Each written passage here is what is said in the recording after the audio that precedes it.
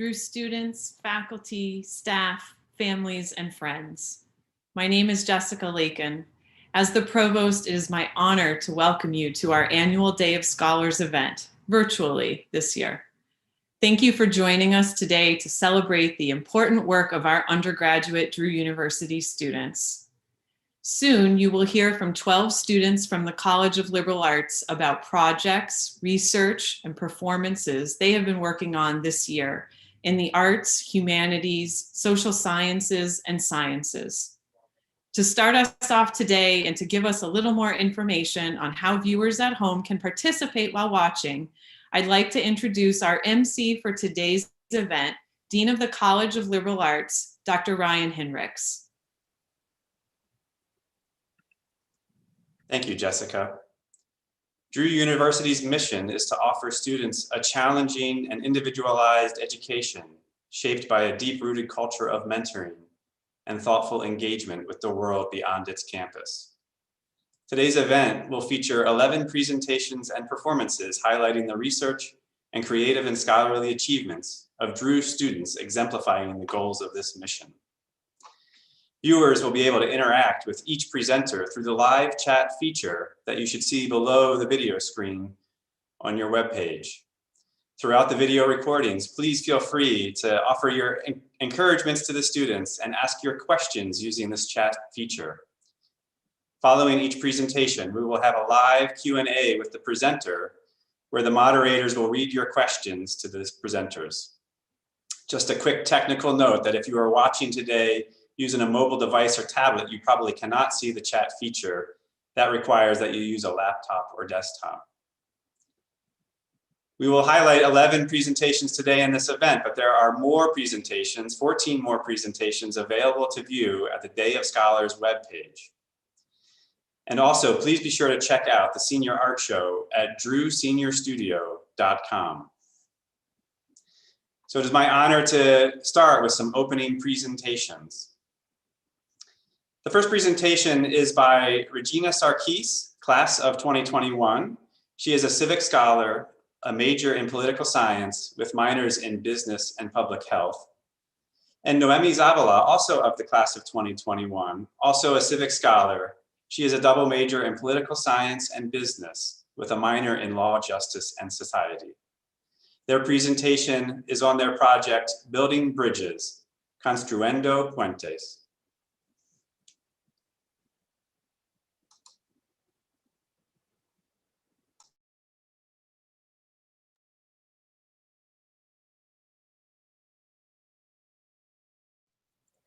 Good afternoon, everyone. Noemi and I are really excited to present our Civic Senior project today, and we named it Building Bridges, Construyendo Puentes. And I want to start off with our mission, which is to uplift minorities and bridge the gap to success in the Morris County community at large by providing middle to low-income Latinx citizens resources and information. So the way we did this was, first of all, create a Facebook page in which throughout the semester, we posted a ton of information, and shout out to Noemi because she was in charge of this, and engaged with people who followed the page and hopefully created like kind of a sense of preparation. And additionally, we created a website in which we gathered a ton of information and resources, including organizations that maybe people wouldn't know that have free resources, and other information that might be useful in the long term. And finally, we hosted 4 webinars throughout the semester, and Noemi and I chose 3 topics which we thought were important, one of them being financial literacy, the other one career preparation, and finally immigration processes. And our hope throughout these 3 elements was to create a database in which people could go back and find information that they maybe didn't know, and hopefully take a step forward in any of these areas and find some useful connections or information through what we created. All of the successes of Building Bridges would not have been possible without the help and support of all of our community partners. Our very first webinar, 2 first webinars actually that were on financial literacy, were presented by Affinity Federal Credit Union, where we had a professional on finances come and give our chat for our second webinar, or third webinar, our second topic, we had for the workforce development director from Just for Success come. And then for our immigration processes webinar, we had the supervising immigration attorney from the Morris County Organization for Hispanic Affairs present. And as if all of that was not enough, Interfaith Food Pantry was extremely generous by giving us food bags to give out to 5 participants for each and every one of our webinars. So we are extremely thankful, to say the least, for all of their support, for their generosity. And apart from all of the educational resources that they were able to give to all of our participants, they were able to create a link between them and the community people, because one of the issues that we found after having several conversations with our community partners was that many times community members go through some sort of trouble when the resources that they need are available out there. It's just that many times people don't know of the resources that are available. So we are very thankful to have been able to create an impact, in the sense that people are now aware of these organizations and the services that they provide, and are now comfortable to be able to ask these questions and know who to ask and what to ask. After having worked on building bridges for a very long time, we started the planning process back last summer. We really do believe that building bridges has the potential for long-term success. And we're really hoping that, because of the way that we organized it and we planted it all online, that it has a very long life and continues to be a great resource for the community for many years to come. As previously mentioned, Building Bridges lives online. It has its website, which was created by Regina, who, after having little to no experience in web design, was able to create this wonderful resource for the community that is accessible and easily understood and navigated. It also lives on Facebook, and we're extremely proud to say that after having no followers, we were able to create a community that consists of more than 150 people that connected to all of our resources, that interacted with our posts and were aware of the webinars and have access to the recordings of the webinars.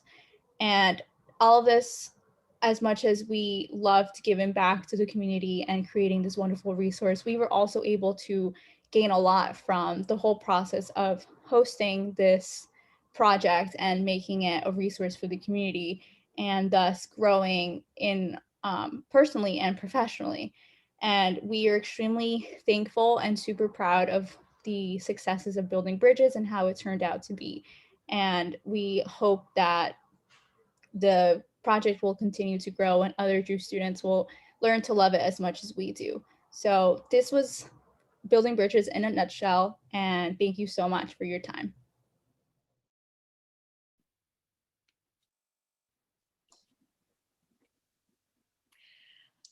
Thank you.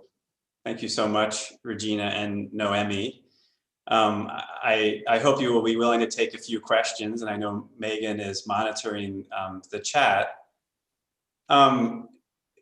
Truly an impressive project that has impact on the community and has also clearly impacted you. So congratulations. I guess I just want to ask one quick question before I turn it over to Megan. So you have talked about the long-term success and thought a lot about this as an online sort of tool. If you had another year, not that we're going to hold you at Drew for another year, but what would the next steps in your minds be to really expand on the framework that you've created? So when we actually started planning this project, our idea was to do it in person, since we were actually targeting low to middle income families. So our plan was to do it in person in community centers and churches and anyone who would lend the space. So I think if we were to continue working on this, that's where we would go rather than doing it online, since we think that that might have been a little bit more impactful than it was online, just given the nature of the current situation worldwide. Yeah, definitely. I think that was definitely our overall goal and hopes, to be able to do this in person, just because we thought that that would benefit our intended audience the most. And other than that, probably just continue growing in the networking to connect the community members with the community partners. We have found that to be super valuable, and the more that people in the community get to know the nonprofits, the more likely it is for them to have these resources whenever they're in need. Great. Hello, everyone. As Ryan said, I'm Megan McHugh. I am the director for university events here at Drew, and I'm so happy to be here with everyone and this handful of amazing students again for our second virtual year in a row. And I will be helping to moderate our Q&A throughout this event. So please, if you haven't already, make sure that you are utilizing the live chat feature. I love seeing all of the shout outs that we already have in there right now. Regina, Noemi, I don't know if you're looking at it, but you are getting a lot of kudos in there for your amazing work.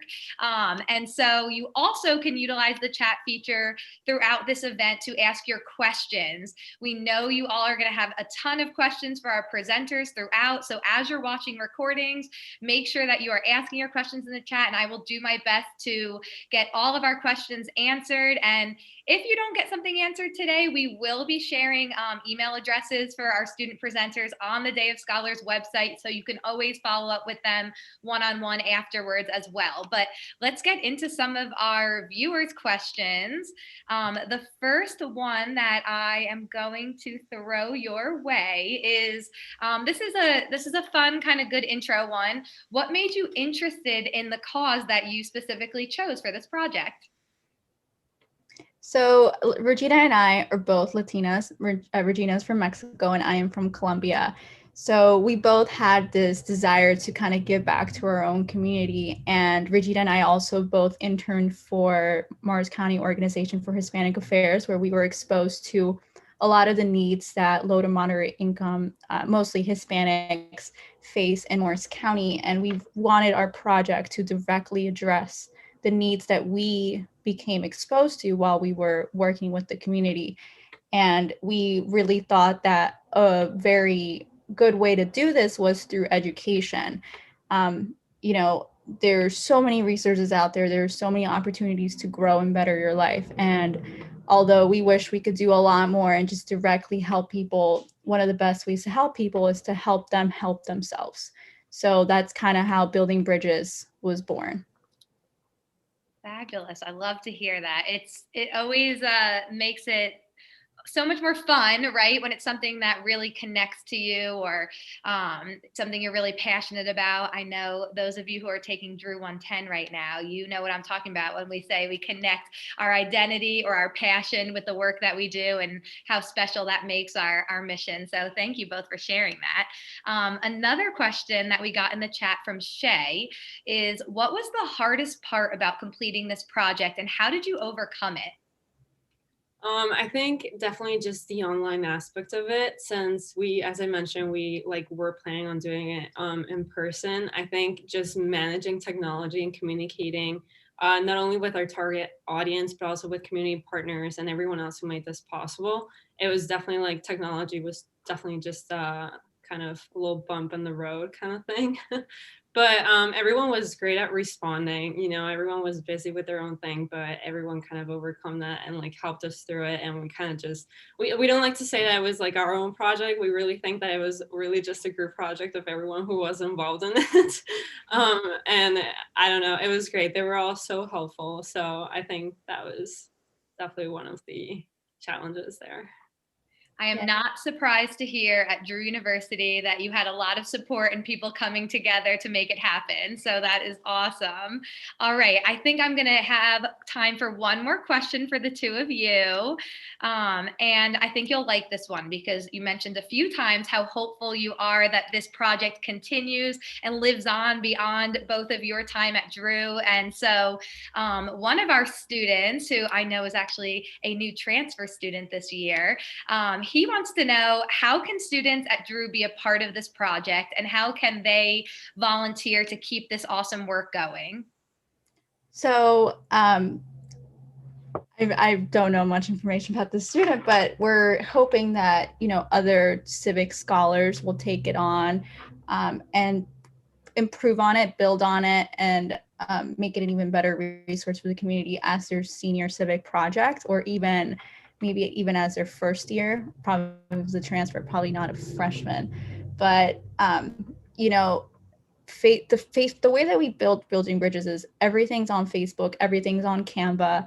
So all the templates are there, all the connections are there with the community partners. So if there's a Drew student that is interested in continuing building bridges and would like to, you know, keep this resource up and running next semester or following semesters, then definitely reach out to us. Definitely, if you don't have our contact, reach out to the Center for Civic Engagement, to the Amy's, and they will contact us in a second. And we will definitely reach out back, because there's nothing we want more than to have building bridges be a continuing, ongoing project. And believe me, the community gave us wonderful feedback. They definitely appreciated the resources. They definitely want to continue having this resource. And the community partners also expressed their desire to continue participating if the project were to continue on ongoing years. And we even had some community partners that had worked with Regina and I who couldn't make it this year, but said that they would be willing to do it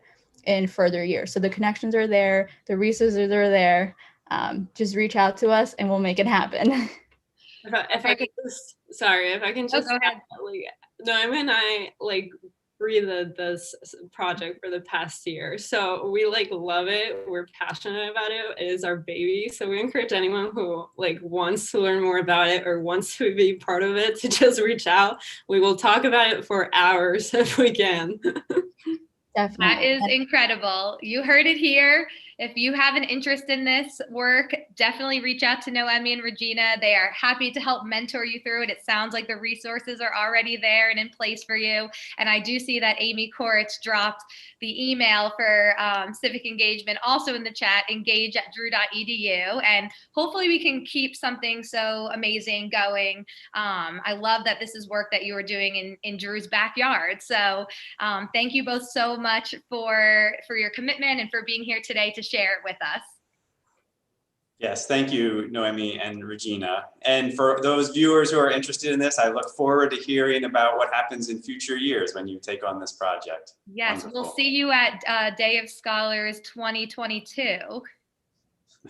Thank you so much for having us and for allowing us to present on our senior civic project.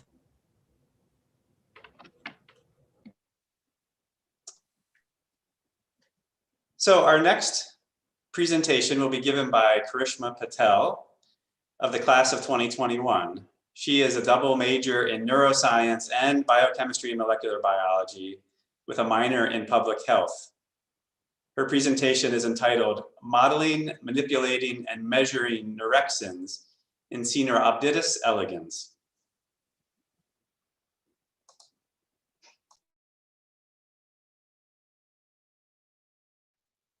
Hi everyone, my name is Karishma and today I'm going to talk to you about modeling, manipulating, and measuring neurexins in Caenorhabditis elegans. So the focus of my thesis is a protein that is really key for the communication between nerve cells or neurons. Neurons send messages to each other to help us sense, think, feel, and act.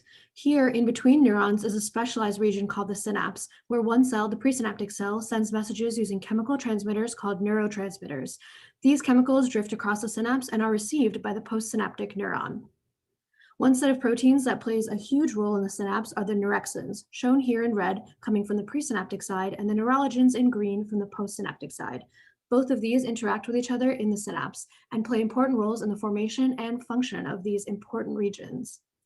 So they're interesting, but why do we really care? Well, a lot of human neuropsychological diseases like schizophrenia, intellectual disability, autism, or Tourette's happen when communication between neurons is disturbed. So studying these proteins may let us help these people in the future. There's just one catch. Studying these proteins in humans can be really tricky. It's hard to control variables in people's lives, and we have all these types of neurexins and neurologens. So instead, we turn to C. elegans, a tiny nematode worm whose nervous system we know really well. We can grow and study C. elegans in the lab, and it has way fewer neurexins and neurologens. These correspond to human proteins, as I've color-coded here. During our study, we noticed that a lot of papers would characterize the short neurexin in C. elegans as beta neurexin 1, corresponding to human beta neurexin 1. As we studied the structure and organization of the short form, though, we realized it might be more accurate to actually call this form gamma, because it corresponds better to the human gamma neurexin 1's organization. Either way, we aim to study neurexins in C. elegans. Usually, when research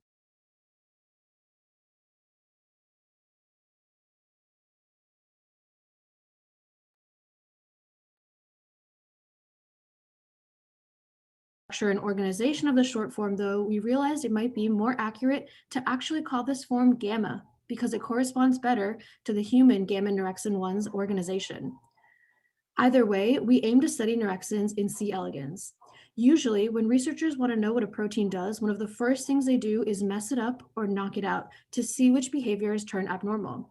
Two mutations discussed in the literature were the VC1416 and SG1 mutations. So here's the full gene up top, the alpha form in blue, and the shorter gamma form in orange, which starts further down, separate from alpha. In VC1416, the 9th exon or coding region is deleted. In the 3D protein model, comparing the VC1416 in pink to the healthy green protein on the left, we see a small difference in red here, but mostly the structure is pretty normal and might still be functional. In SG1, exons 3 to 6 are deleted, and this prevents the whole rest of the protein from being made. While this deletion might be a bit more serious, remember that both of these views are only of the first part of the protein. These genes might still produce the shorter gamma forms from the protein from downstream. So in both cases, both models might still have neurexins that sort of work. To actually study neurexin knockouts, we designed a set of 3 knockouts using CRISPR-Cas9, a genetic editing tool that lets us selectively cut an organism's DNA. So at the top, you can see the full normal neurexin 1 gene in C. elegans, and to knock neurexin 1 out completely, we'll make cuts at the very ends, so the whole gene can be removed, and we replace it with a sequence that we design. This sequence has MK2, which will later help us mark which neurons express neurexin, and another set of genes called SEC to help us check that the editing happened properly. Once we confirm success, we can take SEC out by growing the worms at a warm temperature. So in the final result, the whole gene is gone, and instead we're just left with MK2. This model is going to help us tell what neurexin 1 as a whole might do in C. elegans. Next, we can knock out just the long alpha form and leave the shorter gamma form untouched. So we make cuts around the beginning, take this section out, replace it with our SEC to confirm success. And once we see that it worked, we can take SEC out at 37 degrees. Our final product then only has the regions left to make gamma. By seeing what functions go missing here, we can tell what roles alpha neurexin might have otherwise played. Finally, we can knock out just gamma and see what functions are lost. Because alpha is the whole protein and it still needs these sections to form gamma, we can't cut out the later exons totally. Instead, we'll just disrupt the place where gamma starts to be made so that the short form isn't produced, but alpha can still be made all the way through. We'll confirm the editing worked and then remove SEC to leave the whole genome except for the gamma start. So what exactly can you do with these 3 models once they're made? Well, we discussed putting in MK2 in the total knockout earlier. MK2 makes a protein that fluoresces red, so that every neuron that would have otherwise expressed neurexin 1 will now express a protein that turns it red. So we can tell exactly which neurons make this protein, which pathways neurexin 1 might be especially important in, and then we can pick behavioral tests that we can use to characterize behaviors that might be disrupted. So because these proteins are in neurons, some examples of behaviors that might be affected would be sensitivity to temperature or thermotaxis, sensitivity to chemicals or chemotaxis, or general ability to coordinate movement. So ultimately, we suggest that C. elegans express gamma neurexin, not beta neurexin. 2 types of mutants might not be totally disruptive, and we designed 3 knockout models to better understand the roles that neurexins might play in the synapse.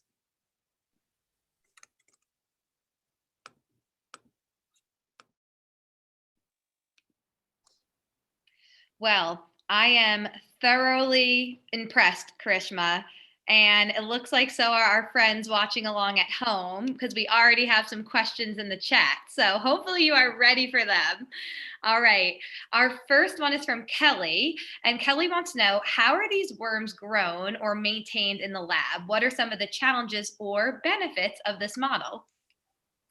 Hi, Kelly. Firstly, thank you so much for the question. I think it's a great question. So C. elegans are tiny little nematode worms, and there are a couple of benefits and cons, either way. So some of the benefits of using a model like C. elegans, they are really small. They are really kind of relatively easy to grow and maintain in the lab. So they'll grow on little agar dishes, and they have a really quick generation time. So when you're studying things like genetics, it's really important to see, kind of the changes that you make in one generation, they'll reproduce, and then you make offspring that then carry those genetic changes. So if C. elegans can reproduce really quickly, you can see successive sets of offspring pretty fast. So those are some of the benefits. Obviously, it's challenging to study proteins that you eventually want to apply to a human system in C. elegans because humans and C. elegans are pretty different. But we find that a lot of the neural circuitry remains conserved. And luckily, a lot of the major molecular pathways and kind of the proteins and things are really similar between the two models. So a lot of the information we can find out in one model can then be applied to the human model. Fantastic. Thank you so much for that. All right. I have so many questions coming through right now. So we're going to just jump right into the next one.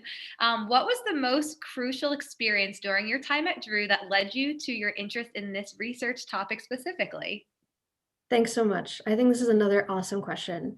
I have to shout out the RISE department that we have at Drew, which is a set of researchers who actually had real experience in the industry, but have now come to teach students like me all about actual science. And I really can't say enough about this department. I think the chance to actually do hands-on wet bench work, we call it, where you're actually the one designing experiments, carrying out procedures, troubleshooting. I think all of this is so invaluable when you're trying to learn how to become a scientist and join the field. So I have to shout out Dr. Bain, who's my main mentor.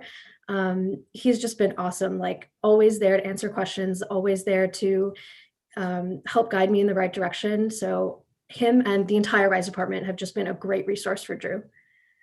So incredible. I love hearing about all the different immersive experiences that all of our students are experiencing. I have a feeling we're going to hear about a lot more as they come. Here's another great question from the chat. What other experiments would you be interested in doing on, I'm going to hopefully say this right, C. elegans? You got it. That's perfect. That's a great question as well. I mean, C. elegans are just such a versatile model system that they can be used for and have been actually used for a ton of different work in many disciplines, neuroscience, biology, chemistry, biochemistry. So I think there's a lot of directions that you could take with C. elegans, and I think that makes it a really interesting model to explore for people who are interested in any number of topics.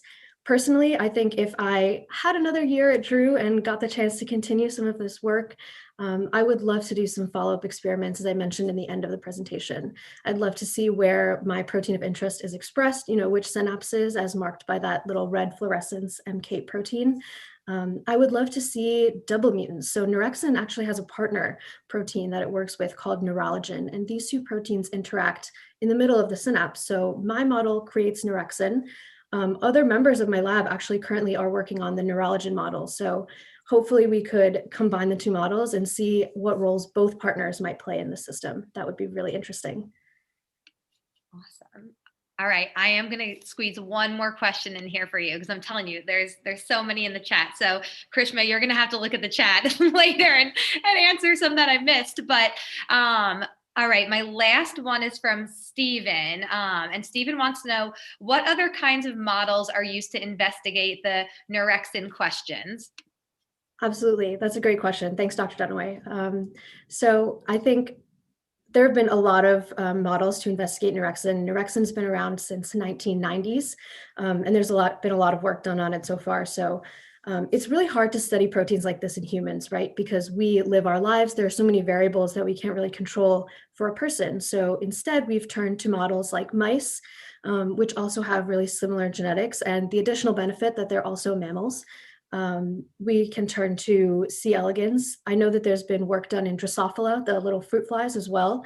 So there's a number of models and a number of different labs looking at these really important issues. Great. Thank you so much, Krishma, for sharing all of your knowledge and your work with us. It was absolutely fantastic. And I definitely learned something new today from you. Thank you so much. It was such a pleasure. Thank you, Karishma. I also just want to say before you go, I really enjoy the fluorescence imaging sort of data. It's very sort of satisfying and an incredibly way to sort of get the results that you're sort of after. So thank you very much for sharing that. Thanks again.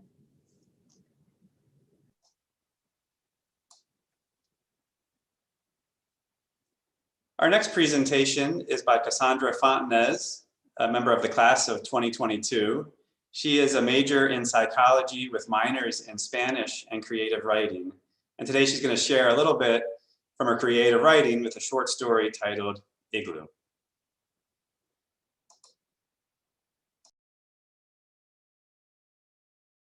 Hi, I'm Cassandra Fontanez, and I'll be reading an excerpt from my short story entitled Igloo. Jude shifted her weight, but no amount of adjusting could make the hard, gray airport seats comfortable. She has always been the type of flyer to get to her gate long before boarding, despite her aversion to taking this flight. Her eyes wandered from person to person, face to face, imagining where these thousands of people were traveling to from O'Hare, and why. A man with his dark hair combed flat in a gray suit, handsome but with purplish bags under his eyes, carrying a large black briefcase in his left hand, the right one holding his phone up to his ear. Then a little girl no more than 4 years old with thick brunette curls, clutching her mother's hand, running to keep pace with her rushing parents. All of these people were heading somewhere they wanted to be, somewhere they were needed. A business trip to close a deal with a client, or visiting family members who would welcome them with open arms and wide grins. Jude was still trying to figure out exactly why she was leaving. Why was she traveling back to the place she ran so fervently from? The place where 21 years ago, an 18-year-old Jude bounced her leg over and over, anxious to board her flight that would take her away to Ohio State University, leaving the fragmented remains of her once hopeful, wide-eyed innocence in Pittsburgh behind her. All of her belongings had fit into 2 cheap suitcases she had bought off of eBay, all new clothes with the tags still on them, and shoes whose soles were pure white and had never touched the ground. Jude didn't want to bring anything from that house, anything her parents had bought her. They were too heavy, weighted down by the poisonous memories that she refused to carry. She had promised her younger siblings that she would call them when she arrived and check in every so often. But Levi had a knowing look on his face that saw the girl who couldn't run away to a new life fast enough. Her brother knew they would never hear from her again, that the last memory they had of her would be colored with lies. She's sure he resents her for that. Her suitcase came too quickly around the carousel. She still hadn't figured out what she would say to him. She lifted the heavy bag with effort and walked to the exit to meet her brother at his car. Jude thought she would have a couple of minutes, some sort of time after she texted him that she was outside before she saw him. But as she walked into the December Pennsylvania air, Levi was sitting in his black Ford Fusion, a few feet to her right with his hazards on. He made no moves to get out of the car, just popped his trunk and waited, his eyes straight ahead. She lifted her bag into the empty trunk and walked around to the passenger side door, opening it and sliding onto the cold leather seat. He spoke first. "How was your flight?" "Fine. It was pretty smooth, not too long." "Good. How are you?" "Nothing to complain about." Levi talked with his sister formally, like a coworker who you'd see in passing on your way to your desk. The rest of the 40-minute drive was silent, save for the Christmas music playing softly on the radio. Jude couldn't read the tension, if it was burning anger, seething hatred, or simply awkwardness. In any case, what was there to say between siblings who were both so intertwined, yet somehow so separated by their trauma? Jude and Levi were the eldest of 5 children in the Nelson family. Levi was only 2 years younger than Jude. This meant that when piggyback rides and family picnics at the small park on the corner turned to piles of empty pill bottles and litters of forbidden tinfoil in every room of the house, the 2 of them had served as surrogate parents to the 3 younger children. 10-year-old Jude would cook the frozen waffles and canned spaghetti meals that she and 8-year-old Levi would walk to the nearest corner store and buy with the money they took from their parents' wallets. They had both learned how to forge their mother's signature for field trips and report cards. When Ryan had failed a few spelling tests in a row, Jude and Levi worked together to write a convincing email detailing their mom's inability to make the meeting with his teacher, while Mrs. Nelson stared blankly at the ceiling of her bedroom, high out of her mind. They were 12 and 10, respectively. She supposed that in some cases, working through such difficult times would bring 2 people closer, but for them, the other was a reminder of the childhood they were forced to abandon. They didn't speak to each other. The house was once a brighter shade of white. Its siding would match the snow-covered ground on a day like today, and Jude would imagine that her house was an igloo, her own creation in the pure white world. Now the snow just emphasized the dingy, aged exterior of her childhood home, and she wondered how she ever saw this place as anything beautiful. Thank you.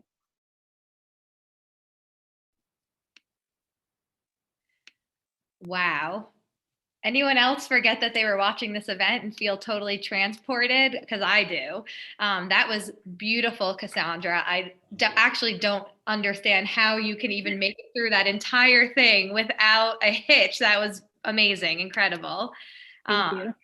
All right. So I think our first question, a lot of people are everyone's probably thinking and wants to know the answer to this one. What inspired you to write this story? So it's interesting. I actually am in a few creative writing workshops, and since I'm minoring in it, and I'm currently in the advanced fiction workshop. And one of the prompts for one of our shorter pieces was to go on Craigslist, look up a random listing, and make a narrative out of that. So it wasn't actually in the excerpt, but what was listed were these 6 teddy bears that were like all by the same maker. There was a mama bear, papa bear, baby bear, and 2 other like Uncle Sam and another kind of bear. And I immediately think of children with that and innocence. And it kind of brought me to the space of how could that be interrupted or poisoned, kind of like what I talked about. So later on, there's an image of her mother had passed away, and that's why she's going back to the home. And her mother left a box of her items, and some of the items in there were the bears, and her mom had actually used those to stuff pill bottles into the heads. Like she took out stuffing, and then she would sew it up when CPS would come around, to check on the children. So that's kind of where I got the inspiration from, and it was shorter, and then I just expanded upon it. So. Fantastic. Thank you so much for sharing that with us. You are getting a lot of shout outs in the chat right now for your beautiful work and your presentation. So I'm also just curious, because I'm sure this is not the only piece of work that you have written. What is your strategy? How do what is your space that you kind of create for yourself when you are writing? Take us to that. I want to picture you in action in creation. What does that look like for you, that creative process? That's a great question. So creative process for me, usually I start out with a character. And I usually develop that first, not with the plot first. And I really focus on making them 3-dimensional, and I think I try to make them as complicated as possible, especially with me being a psychology major. Sometimes I really lean into that, and through their environment or things that they've gone through, or maybe currently what they're going through, and then out of that, I kind of develop the narrative. And usually, for me, I have to outline it, and that makes it the easiest for me. I'll just put something very brief, and I'll figure out exactly where I want the story to go. And it might change while I'm writing it. Oftentimes it does. So I do give myself that freedom, but it's definitely something that I develop a character first and then figure out their story from there. I love that. Thank you so much for sharing. Another question that we have in the chat is, did you have any challenges while you were writing this specific piece? Or did you feel like the story just flowed and came naturally for you? Another great question. So this story was a little difficult to write because of the emotional weight of it and the situation that happened in my main character, Jude's life. So I think the biggest challenge is, or it's probably a challenge for any writer, is when you haven't personally gone through that, or you haven't gone through that trauma, trying to do it justice, do your research, and figure out what would this person be feeling and make it as realistic and not melodramatic. You want to steer clear of that, I think. So I think that is one of the biggest challenges I face. But as for the rest of the story, it really did come naturally, because once I had Jude and her family, it was something that I was able to piece together the story quite easily. So that's really what that looks like. Great. We have, I think, time for one more question for you. And I am just curious if you have a favorite writer or a favorite book that you could share with us, because I would like to be inspired in the same way that I feel you are inspired. You are beautifully, beautifully creative over here. Thank you. Thank you so much. It's really hard to pick. I love to read, but I would definitely say, actually, through my advanced fiction workshop, I found out about Emma Cline, who actually had an event at Drew, Writers at Drew event. And through reading her pieces, she really talks about, I guess, the after of the more dramatic and the trauma, and really focuses in and hones in on the characters. And I think that was extremely inspirational to me because it spoke to me. That's just the way I like to write. So I would definitely say Emma Cline, and her work was a huge influence, especially in my recent pieces. All right. I hope you're all taking notes at home. Emma Cline is the writer to check out next. Thank you so much, Cassandra. Thank you for sharing a little bit of your heart with us today. I feel extremely grateful to be a part of this experience with you. Thank you. Thank you all so much. Thank you, Cassandra. And I appreciated the imagery of your piece, and I also really found your reading of it to be very powerful, so thank you.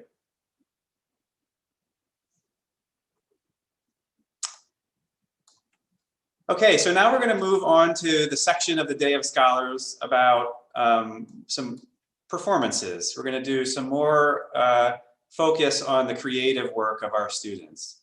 The next presentation is by Sydney Quinn, of the class of 2021, and she is going to present some work from her creative writing portfolio.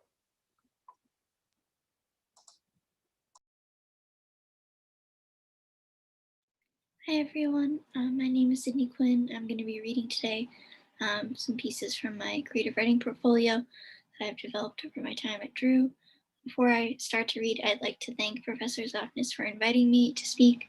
I'd also like to thank, along with Professor Zofnis, Professor Chapin and Professor Beresford, all from the creative writing department, for helping me grow as a writer throughout my time at Drew. So I'm going to share my screen. And the first thing I'm going to read is a poem. So this is Fairy Bridges. So my father used to ask me if I wanted to know what fairies sounded like, and I would follow him in my glitter-flecked costume wings over to the stereo where he would insert his Enya CD, and we would open all the windows in our house to let the thawing spring air breathe through the tiny holes in the storm screens. Bundoran, Donegal County, January. The tour guide for my class trip takes us out to the Fairy Bridges, an outlook of land residing over the dunes, the thrashing Atlantic waves spitting white sea foam against the cliffs. And through the crevices of black rock, I imagine the electricity of tiny wings beating as the first notes of Orinoco flow build in my throat. And then I'm just going to read a little excerpt from my nonfiction piece called To Reconstruct. I spend the first 5 months of my existence with a breathing tube inserted through my nose, placed in an incubator in the neonatal intensive care unit.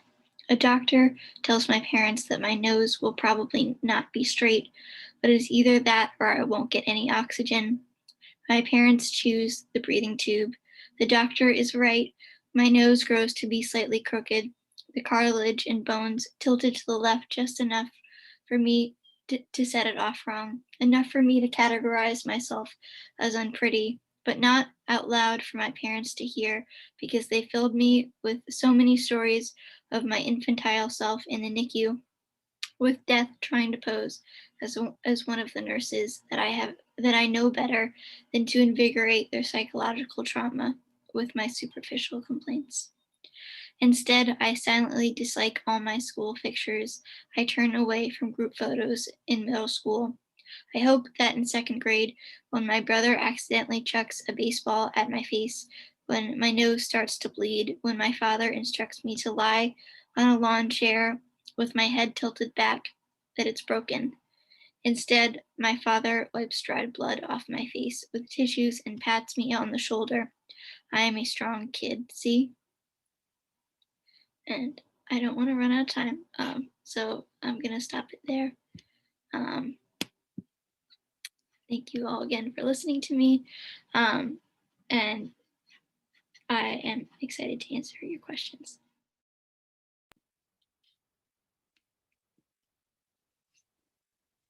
Thank you so much, Sydney, for sharing your work with us today. 2 pieces of work.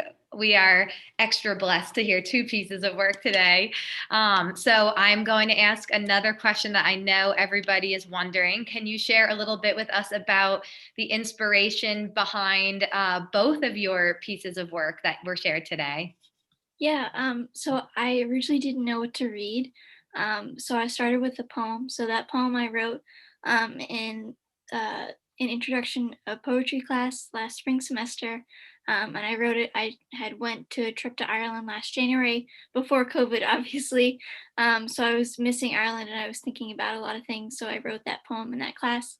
And then to reconstruct, I just wrote this semester in Courtney Softness's nonfiction class, from one of her writing prompts about a self-portrait. So a lot of those pieces have kind of been birthed in the workshops that I've taken at Drew. Fantastic. Thank you so much for sharing that. You are also getting a lot of really beautiful shout outs in the chat right now. And one specifically that I am going to echo is that we love to hear the vulnerability in your work. And so my question for you is, why is it important for writers or creators to be vulnerable in their work when they can be?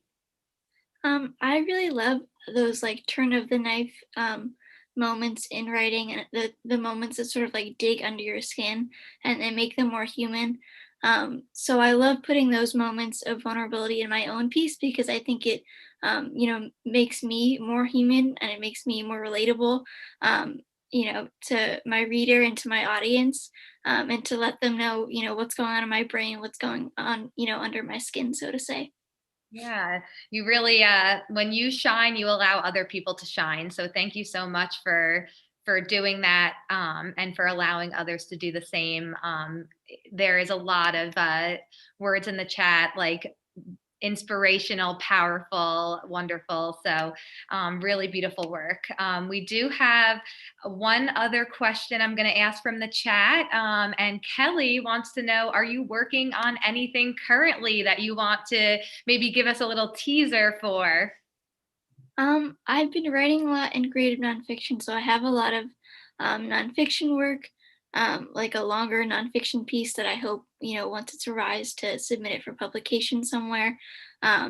So hopefully in the future, maybe that. Again, I've just been so lucky to work on my writing at Drew. Obviously, creative writing is my minor, but it's something I'm really passionate about, and I'd love to go back and, after I graduate, eventually go get my MFA in creative writing or something. So I just, would love to keep producing work and, putting it out there. I hope you continue to as well. And I look forward to hearing more of your work in the future. I hope you share it with me as well. So thank you so much, Sydney. No problem. Thank you, Sydney. I really enjoyed these readings, and I just wish that they weren't just excerpts, because I wanna read the rest of the piece.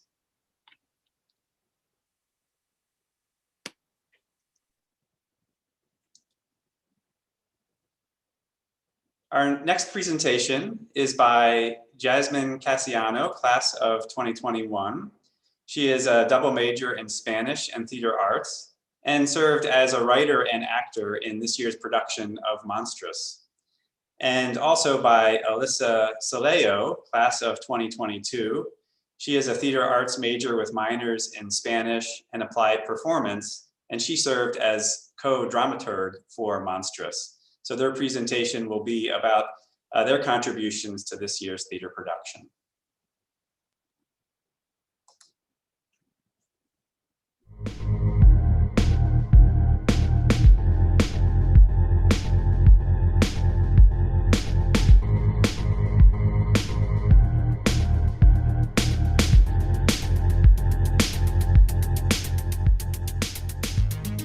beautiful to humans, but hideous to us, she was entirely ours, but entirely her own. We loved her, but loathed her. She was mortal, but born from monsters.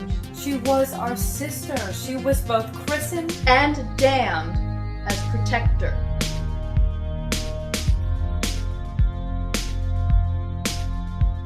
Meadow. Medusa. And before this, only the gods were a witness to her story. The full story. And like many stories, it begins with a woman, suffering, and marriage.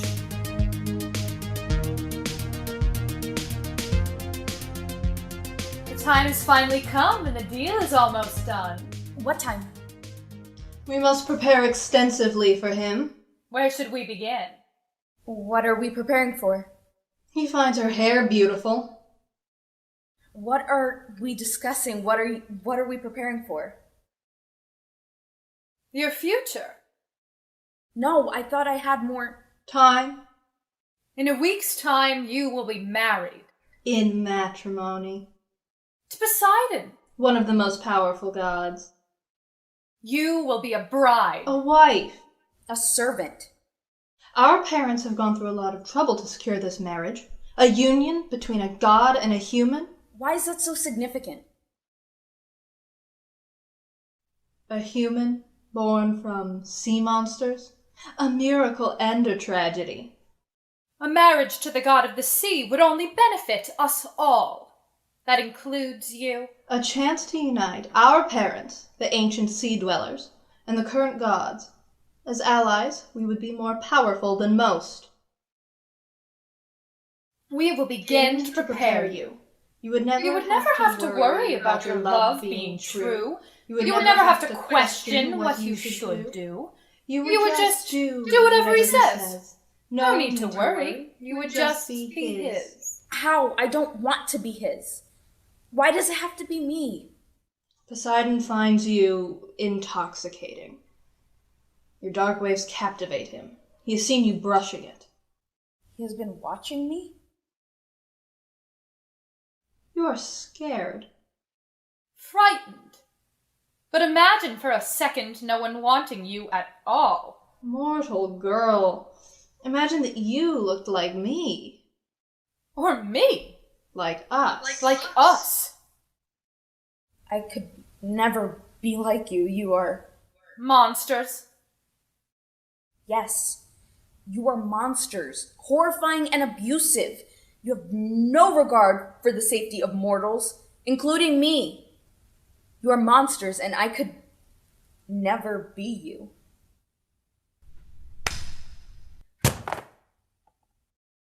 Disrespect will not be tolerated any longer. Remember to whom you speak. What is this? It is mine.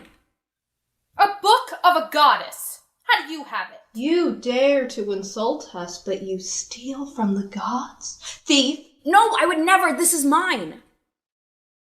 Explain. I can't. I refuse to tell you. You must. There is a temple in the town of mortals. It is for the goddess Athena. She is the goddess of wisdom, and... we know who she is. This is a grave mistake.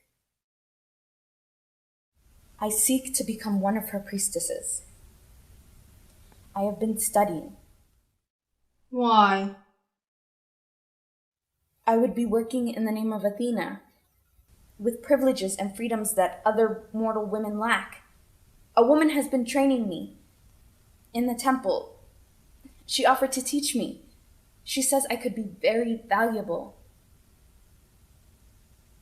I don't want to marry. If I did, shouldn't it be because of love? That is not your reality. There are several reasons for love, and they are not always enough. You are focused on romance, and it will leave you incomplete. I won't stay. I will be a priestess. You must marry. I will run. If you run, you should pray that it is us who finds you first. There are much worse things that could find you. We will begin by offering a lock of your hair to the gods at the first sight of dawn, sister. Prepare yourself, Medusa. Wait! Please. Can I have tomorrow to say goodbye? To the temple, to the people I've met. After tomorrow, I will come willingly.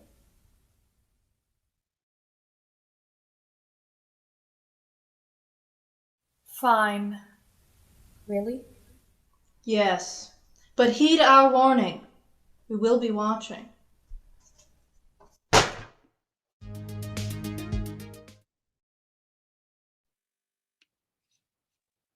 Is anyone else dancing at home along to that music? I know I was. Good thing my screen was off. Wow, wow, wow, wow. That was incredible.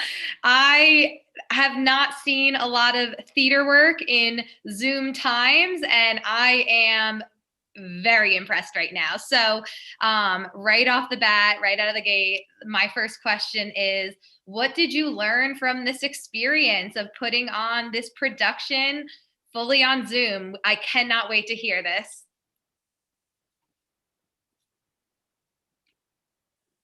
So from doing Zoom theater, I think I learned that the most important part of theater is probably communication. It is so very important to communicate when we're like with each other, but through Zoom and through like technology, it is so important to just like talk to each other constantly and to know exactly what everyone is doing at all times.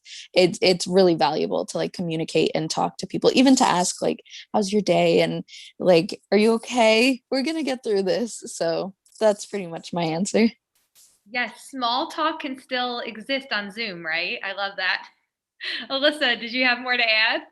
Yes, I agree with Jasmine 100%. Communication is key because I remember thinking to myself, there are so many moving parts in this production. And our production was special since it was devised. It was created entirely by our company, written by students, devised by students from the ground up.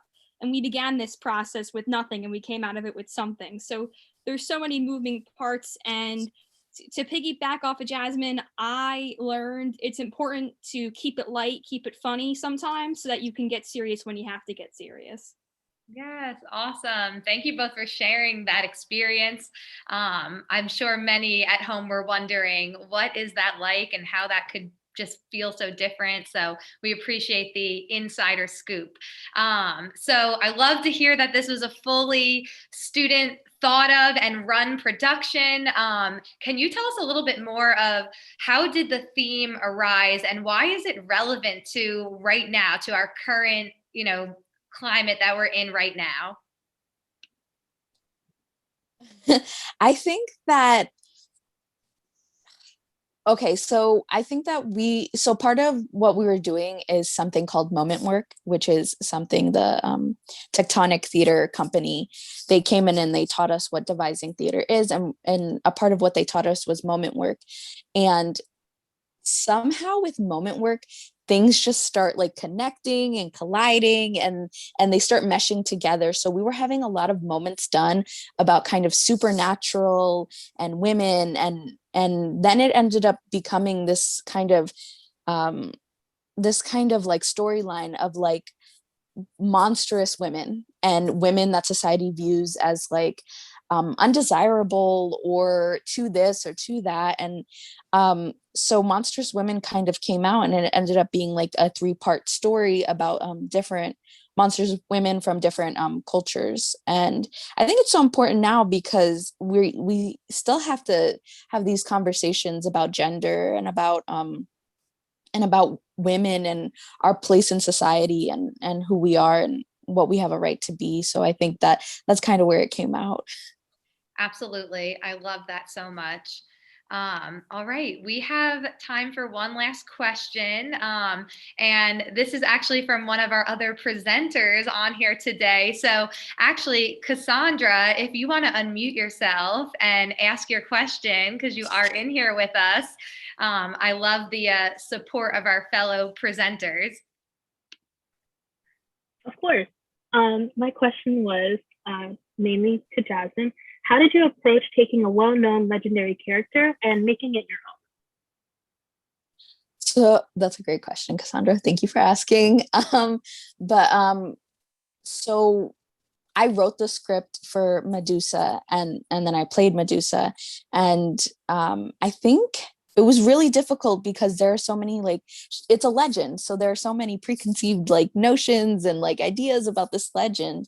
So I think I just wanted her to just be this, I don't know, I just didn't want her to be what everybody thought she was, which is like this kind of mean and this kind of spiteful person. I think she has elements of that in her, but she started out just like as any other person. And I think that once we're pushed to those limits, like we become something wrong in society. And I think sometimes we don't like to like look back and be like, why did they become this way, or why are they this way? And I think that's how I approach it, is that, she just started out like just any normal person wanting to have a voice in this world. And then, too many people messed with her, and now she is who she is. But yeah, that's it. That is fantastic. I love hearing how you get into character. That is something I do not dabble with at all, acting. And so it's really cool to kind of get in your head and see what really inspired you. So thank you for sharing. Congratulations to both of you, and kudos to your creativity. I am absolutely blown away by that production. So thank you so much. Thank you so much. Bye, everybody. Enjoy. Thank you. Thank you, Alyssa and Jasmine. And for any of our viewers who haven't had the pleasure of watching the full production of Monstrous, I really strongly encourage you to go check it out. So now we're going to move on to a series of presentations focused on social science and humanities research.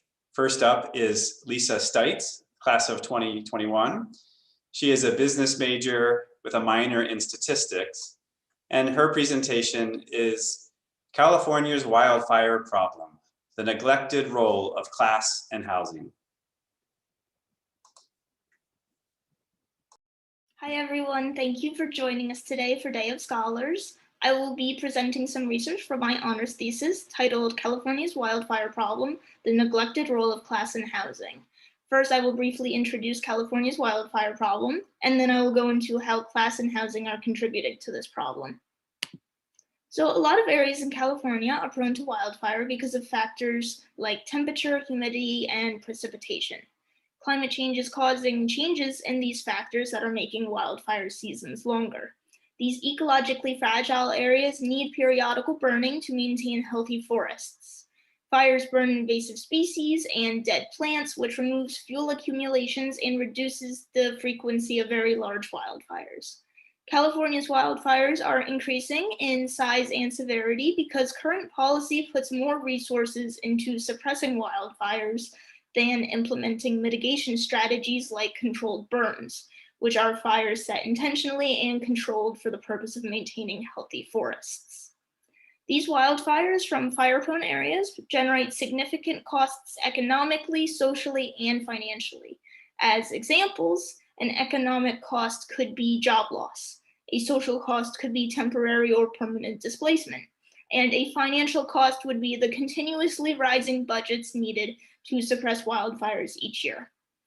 There are conflicts over these costs regarding who pays. In my thesis, I use an ecological distribution conflict framework to analyze these costs, but since this is a short presentation, I'll highlight just one of them, which is the conflict between insurance companies and homeowners. So insurance companies don't want to cover homes in very fire-prone areas, but most of these homeowners don't have the financial means to cover damages or rebuilding costs by themselves and therefore need insurance coverage. So how do houses contribute to California's wildfire problem? Housing enters the wildfire problem through the wildland-urban interface, or the WUI, which is the area where housing meets or intermingles with undeveloped vegetation. There are two types of WUI: intermix, where housing and vegetation intermingle, and interface, where housing and vegetation meet.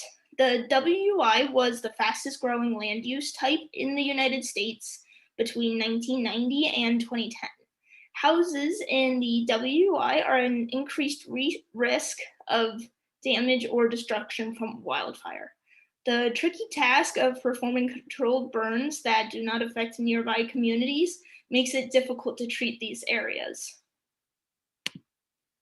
In my thesis, I examined the class breakdown of housing units in the WUI using income as a proxy for class, which is something no one has done before. I took the median household income for the state of California and broke it down into quintiles. Over on the left side, you can see the income classes that these quintiles represent. The important finding from this table is that the lower and middle income classes make up the majority of the WUI.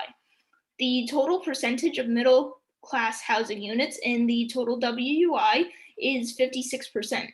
And if you add low income housing units to this, the total becomes 76%.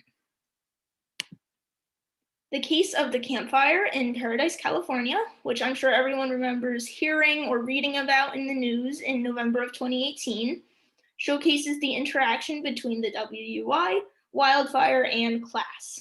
From figure 1 on the left, we can see that primarily low and lower middle income people resided in Paradise. From figure 2 on the right, we can also see that the town of Paradise was almost completely WUI. So something to think about when looking at figure 2 is how can controlled burns be implemented in this area without smoke affecting nearby communities and at the same time maximizing community protection by treating the areas that need controlled burns most. So why are so many low and middle income people moving to the ecologically fragile WUI? The price of housing in California may be one explanation. California's median home price is around $700,000, which can be unaffordable to many people who are low and middle income. The lack of affordable housing may be squeezing people out of cities and into the WUI, where housing is often cheaper because homes that are at a greater distance from the city are typically cheaper. So addressing the wildfire problem in California means tackling climate change and also finding an affordable housing solution. These are two big problems that coincide with the wildfire problem and are the next steps necessary in fully addressing California's wildfire problem. Thank you for listening to my presentation. I can now answer any questions that you might have.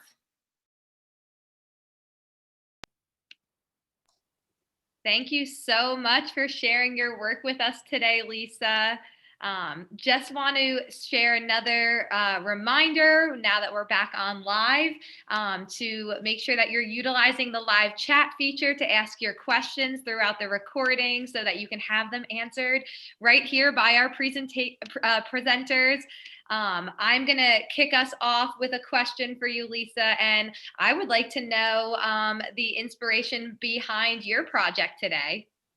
Okay, so I think it was last spring, I had to pick a topic for my honors thesis because I knew I wanted to do one, but I had to pick something.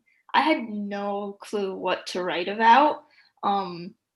I originally was thinking of writing about like real estate and COVID and how COVID's been affecting the real estate market, but I realized pretty quickly that wasn't like a viable topic just because COVID was too new. We didn't know enough about it. So I talked with Professor Sofri, who's a economics professor here at Drew. I had taken, I think that spring semester, I had taken her class, economics and immigration, that class. And one of the, I think it was my final research paper for that class, I had written about climate migrants. Those are people that are like, they migrate because of like climate factors. And she said to me, like, why don't you pick a natural disaster and like write about that? So I chose wildfires, and as I was doing research on wildfires, I learned about this thing called the wildland urban interface, which I had never actually heard of before.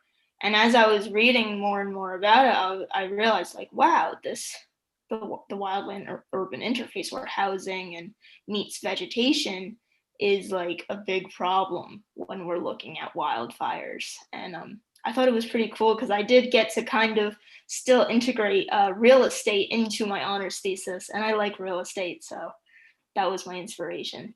Awesome. I love. Well, I'm gonna cut Megan off here because go ahead, Ryan. this is a topic that I sort of really am interested in, Lisa. So thank you for this presentation. And it really seems like it's another example of environmental justice where the impact here really is impacting sort of lower socioeconomic people. And it's really interesting to think about that wildlife urban interface. And in studying this problem, are there other unique challenges that families in those regions face in addition to the increased risk of wildfire? So people on different ends of the income spectrum do face the consequences of wildfire differently, both like before the wildfire actually occurs, during it, and after. So like, for example, like before, you need like resources available to you to use mitigation strategies that can prevent the chances of severe wildfire damage to your home. So like upgrades to the type of wood used in the house. I think people who are low income might not necessarily be able to afford things like that, or defensible space around houses. That's where you like you have to kind of cut away at the shrubs and plantation that's around your house to keep plants that act as fuel for a wildfire like further away from your house so your house doesn't catch on fire. I think like low income people, they have to spend a lot of their time working to maintain their just to be able to afford living. And so they might not have the time to do defensible space around their house, or that it might be expensive. I didn't really look into like the cost of that, but during wildfires, something that I think I read about recently was that something new that's happening is called private firefighters, where like wealthy people, they can afford to hire private firefighter teams during a wildfire to protect their home. That's something that people who are lower income can't necessarily afford. And then even after a wildfire, insurance might only go so far. And if you need to completely rebuild your house, I think there's probably disparities in the ability of higher income people being able to rebuild their house in comparison to lower income people. Awesome. Thank you so much for sharing, Lisa. You are extremely knowledgeable about this topic. You can tell that you really spent a lot of time researching and becoming an expert on it. So it's really fantastic. And I know Ryan and I have already asked our questions, so I am going to still squeeze two more in from the viewers who are watching at home. And so our next one is, how did you gather all of this data? You're getting some shout outs in the chat that this seems like it could have been a really challenging task, especially the mapping data. So how did you do that and make that happen? Okay, so I need to give a shout out to Drew's environmental science professor, Professor Lisa Jordan. she helped me so much with like getting the data. I give her most of the credit. She found the data. She helped me make the data usable. We had some really large data files that she couldn't even send to me. Like she was trying to send them to me and the files were just too big. I couldn't download them. So she broke down the data into what I needed. So the data I used was 2 data sets combined. I had a data set on the WUI, and then I also had a data set that was census data for income. And Professor Jordan, she combined those 2 data sets for me so that I could use them. The mapping was actually more easy. I used geographic information systems. Specifically, I used ArcGIS Online.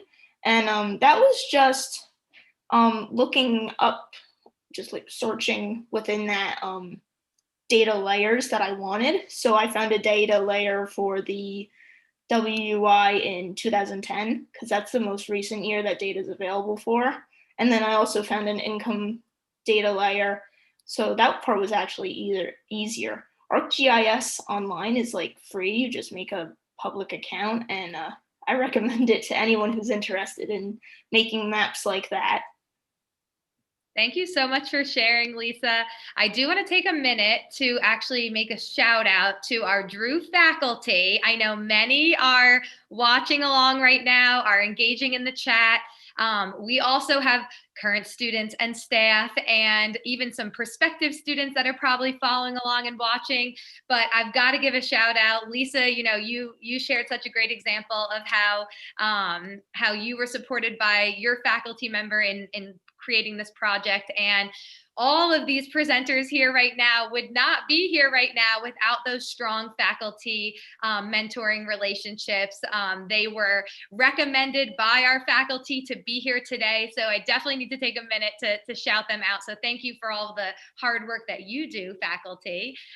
We have time for one last question, and it is from another one of our presenters in the room. So I'm going to invite Karishma to unmute herself and ask her question for Lisa. Hey, Lisa, thanks so much for this amazing presentation. I was just curious, knowing what you know now about these issues and how important some of these relationships are, what is one way that students might be able to start playing an active role in advocating for these issues or kind of just spreading awareness? I would love to hear some more about it. Okay, thanks for the question. That's a good question. I was recently just talking with my advisor, Professor Safri, about, you know, what are like the next steps of what needs to be researched with this problem. Regarding like how students themselves could get involved, I'd say like continue researching the WUI, and the big thing is affordable housing. That's just like a mammoth issue in California that I think has a big role in this wildfire problem. So like students who want to know more about that could research that, you know, if you want to do like an honors thesis, or if you find like it fits well with like a research paper for one of your classes, maybe look more into the affordable housing crisis in California, because that's something I wasn't able to really get into very deeply in my thesis. That's something that's more of a next steps kind of thing.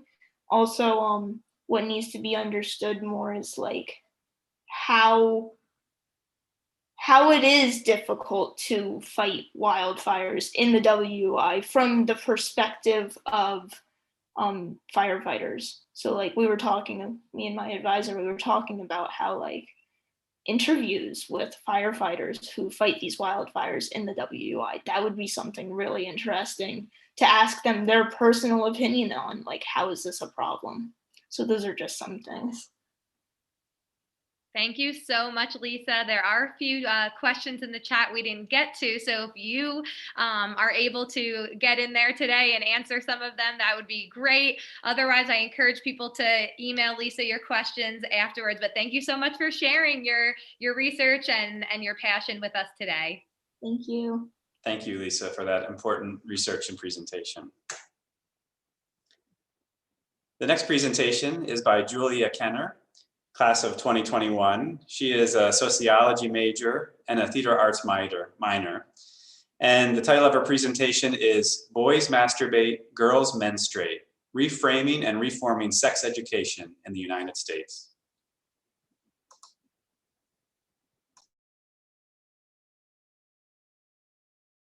Hello, everyone. Thank you so much for tuning in.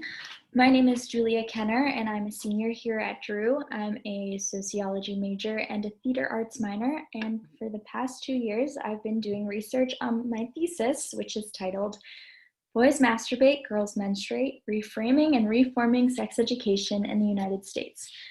Now, this is a huge topic and one that was continuously shocking and sometimes disheartening when looking at our history, our current policy, and the subsequent results.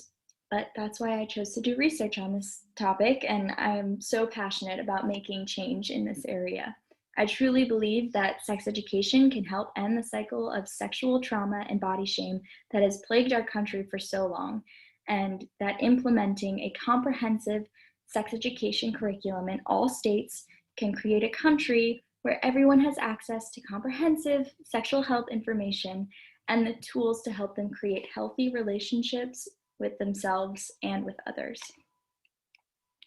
So, for my presentation, I am choosing to look at the issues and why exactly I chose to do research on this topic. So, when looking at STI rates, teens acquire half of all new sexually transmitted infections. And in doing research, this seemed a little shocking because 78% of females and 89% of males reported using contraceptives during their first sexual encounter. But one thing that I found is that contraceptives does not equal safe sex. So this is because the pull-out method and fertility awareness is included in contraceptives in the studies, and the pull-out method is actually the second highest use of teens. And then when we look at our birth rate, 18.8 per 1,000 is the US teen birth rate. And when we compare that to other Western industrialized nations, that's significantly higher than Germany is 8 per 1,000, France is 5 per 1,000, and the Netherlands is 4 per 1,000. And then when we get into sexual assault and rape, 1 in 6 women and 1 in 33 men in America have been the victim of attempted or completed rape. And for the gendered issues of this information was very hard to find. And the most recent information is from 1997, but 91% of victims of rape and sexual assault were female, and 99% of perpetrators that they described were male. And in my thesis, I sort of go over how these issues could be helped by a better sex education. For example, the Netherlands, they are 4 per 1,000 teen birth rates, and they also have a very low abortion rate as well. And some research has accredited that to their comprehensive sex education. So let's look at our sex education. This infographic here was made by the University of Southern California, their Department of Nursing staff, and they're using information from the Guttmacher Institute. And here are some important things that they found. So only 25 states mandated sex ed, and I should note that they talk about the individual states here, but it also depends on the district and the district's resources, for example, and what kind of things they're teaching. So 25 states mandate sex ed. 19 of those states have to include information on contraceptives, and only 13 have to be medically accurate. And some more information from the Center for American Progress, they found that only 9 states require consent or sexual assault instruction and information, and only 8 states require healthy relationship instruction. So as you can see, we are nowhere where we need to be. And in my thesis, I cover, the ineffectiveness of the type of sex education that we have now, which is primarily abstinence-based and abstinence-only sex education. And I explain how we need to replace that with an inclusive, comprehensive, up-to-date curriculum and what exactly that would look like. And I do that based on the proven effectiveness of comprehensive sex education and the proven ineffectiveness of abstinence-based and abstinence-only instruction. Thank you.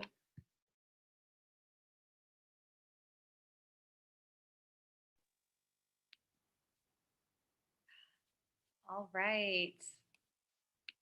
We are back. Thank you so much for that. Very educational and I would say a little bit unconventional topic, Julia. We have Julia here with us still. There you are, Julia. All right. So tell us a little bit more about your passion behind the process. I know you started it in the beginning, why it's an important topic, but I'd love to hear, a little bit more elaboration on that for our live audience today. Yeah. So I think one reason why I chose to do this is because it's something that I've always been a little bit interested in, and it's something that people just didn't talk about. And when I got to Drew, being part of the honors program, you have to take one of those classes every semester that sort of broaden your understanding, and you're taking honors classes. And I took sociology of reproduction with Professor Killian, and that's when I realized I can actually talk about this. This is something that needs to be addressed. And also just talking with people casually at Drew, and, not just, I took sex education in Virginia, which was abstinence-based, and finding out that people that came from different states didn't have sex education, and just realizing that this is a very, very big problem. Awesome. Thank you so much, Julia.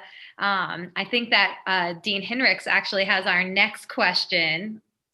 Thank you for that presentation. I found it really interesting, your data on the differences of states, and it makes me have a lot of questions there actually, but I think I really heard you sort of concluding that really we need a federal sort of legislation along these lines. And so has there ever been any attempts at that? I mean, I can imagine the tremendous political challenges, but I just wonder, has there been any effort towards that goal? So yes, this is a very important question. There has been one attempt in the President Obama administration. Actually, he was the first person to implement, the first president to implement a comprehensive sex education program, specifically the Teen Pregnancy Prevention Program. And during his time in office, pregnancy actually dropped by, I want to say, about 52% teen pregnancy. So with that in mind, we know that comprehensive sex education works, and it's just frustrating to see so many presidents and administrations that have constantly put in place this abstinence-based and abstinence-only education system. Great. All right. We've got some questions coming through the chat now. So our next question, Julia, is, first of all, you got a little shout out, very amazing presentation, but how would stigmatized views of sexual diseases or sex in general make it difficult for some people to actually go into this?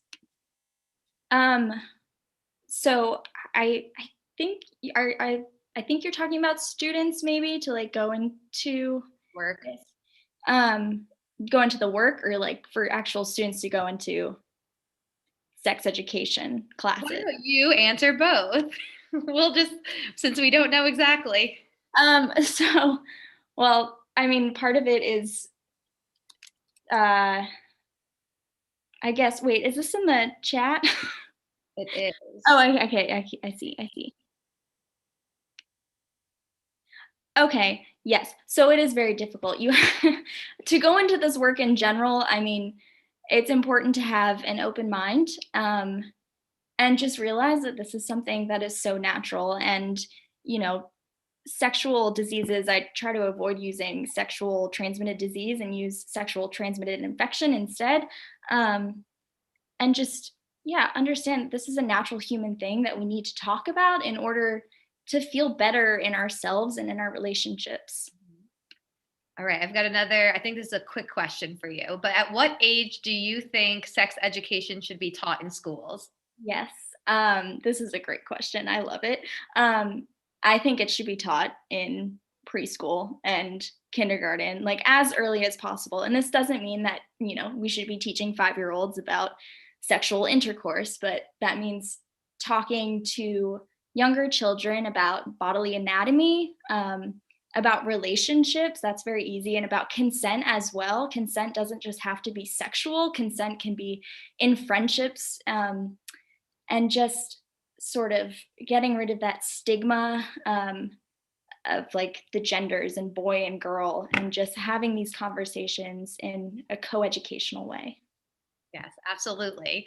All right. I think we have time for one last question. I'm going to squeeze in. This is a great one from Joshua. How can the public highlight these issues more, in your opinion? Yeah, that's a great question. I think the best way to do that is by talking about it first and foremost, and also just like starting small, like within like voting, like make sure like in like your little like city council elections, like ask these questions to the people that you're electing, and see if it's something that matters to them. Yeah, I think that's a good way. Great. Thank you so much, Julia, for sharing today. We appreciate hearing your passion come through as you talk about this super important topic. Thank you. Thank you, Julia. Our next presenter is Rebecca Schumann. She is a double major in environmental studies and sustainability and studio art. She's a member of the class of 2021, and her presentation is entitled "The Case for Linking Causes: Why Animal Rights Are an Environmental Issue."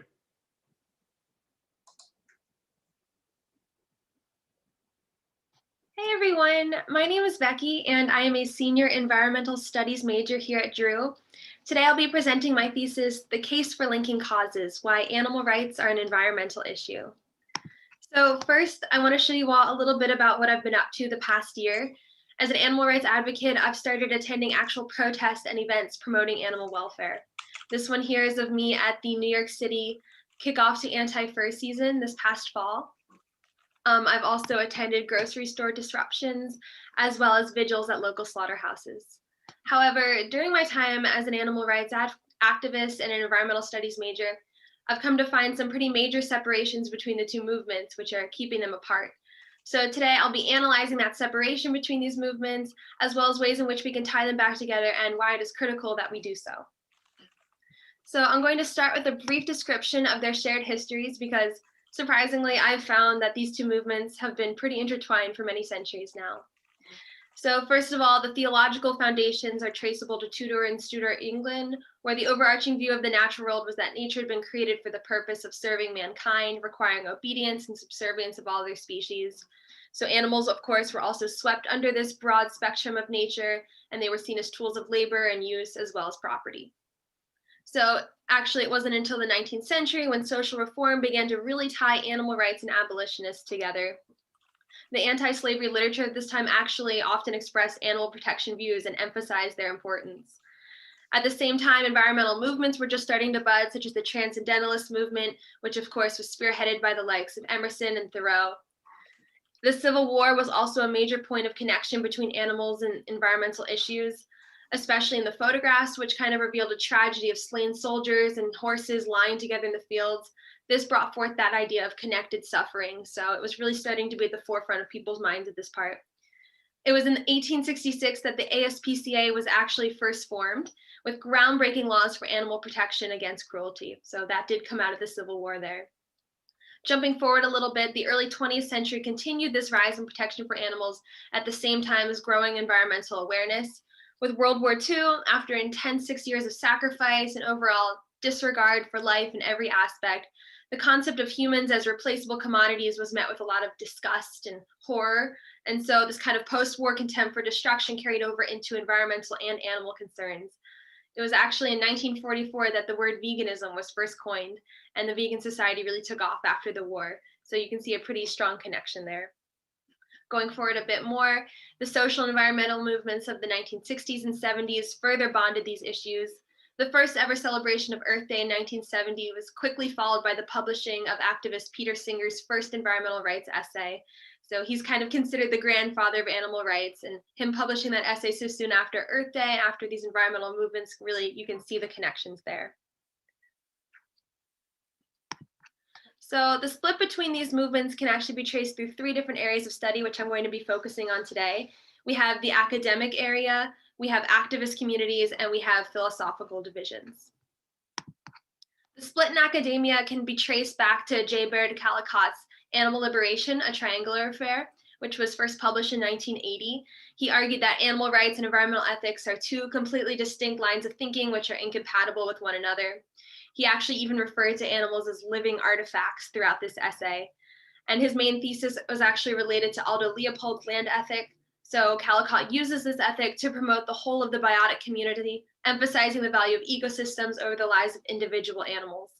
And so his piece was really inspiring to a lot of other philosophers. Mark Sagoff's 1984 piece also argued that success for animal liberationists would come in the form of anti-environmental policies. So what he was talking about there was that animal welfare would lead to decreasing wild animal populations to lessen suffering, or creating even non-wilderness areas for animals to be cared for under human watch. He ended up concluding that animal welfare will never be able to justify an environmental ethic. Of course, this has been challenged a lot through other philosophers over the years. I'm also going to touch on the split in activism.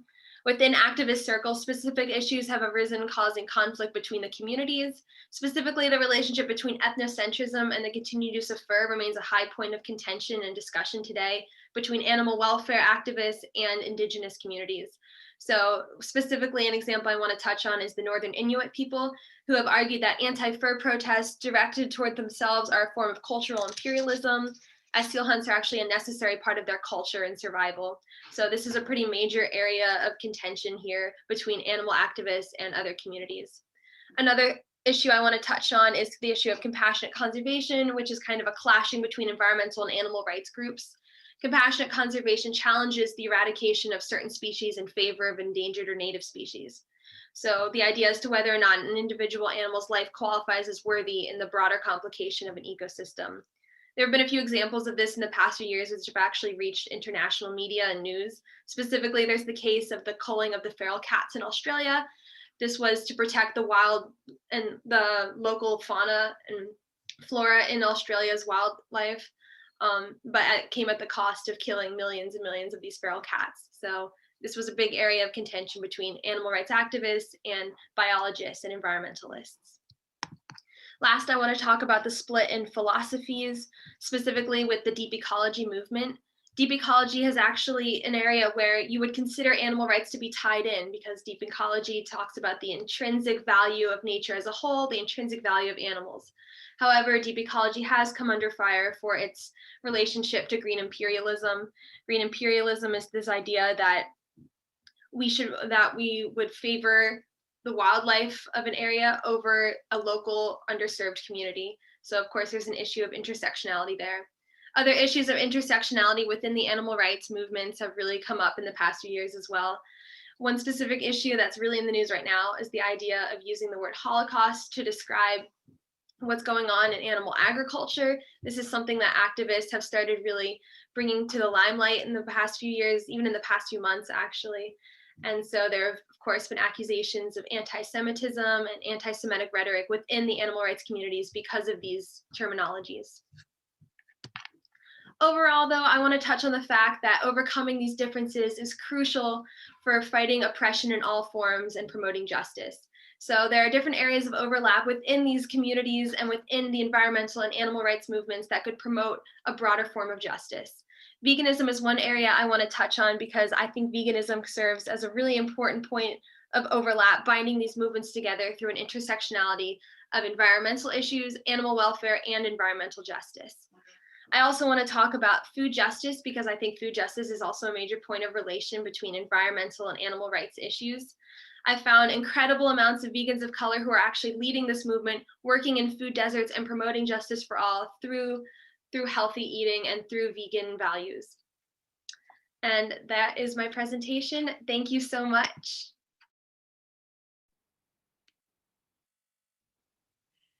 Becky, I am just feeling the passion radiating from that video.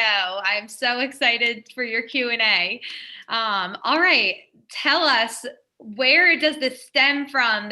I want to know the moment in your life that you knew this is something that you were going to probably, if I could guess, spend the rest of your life working for and really educating people about. So I can't wait to hear. And also, I'm really excited that you're in my favorite space on campus again.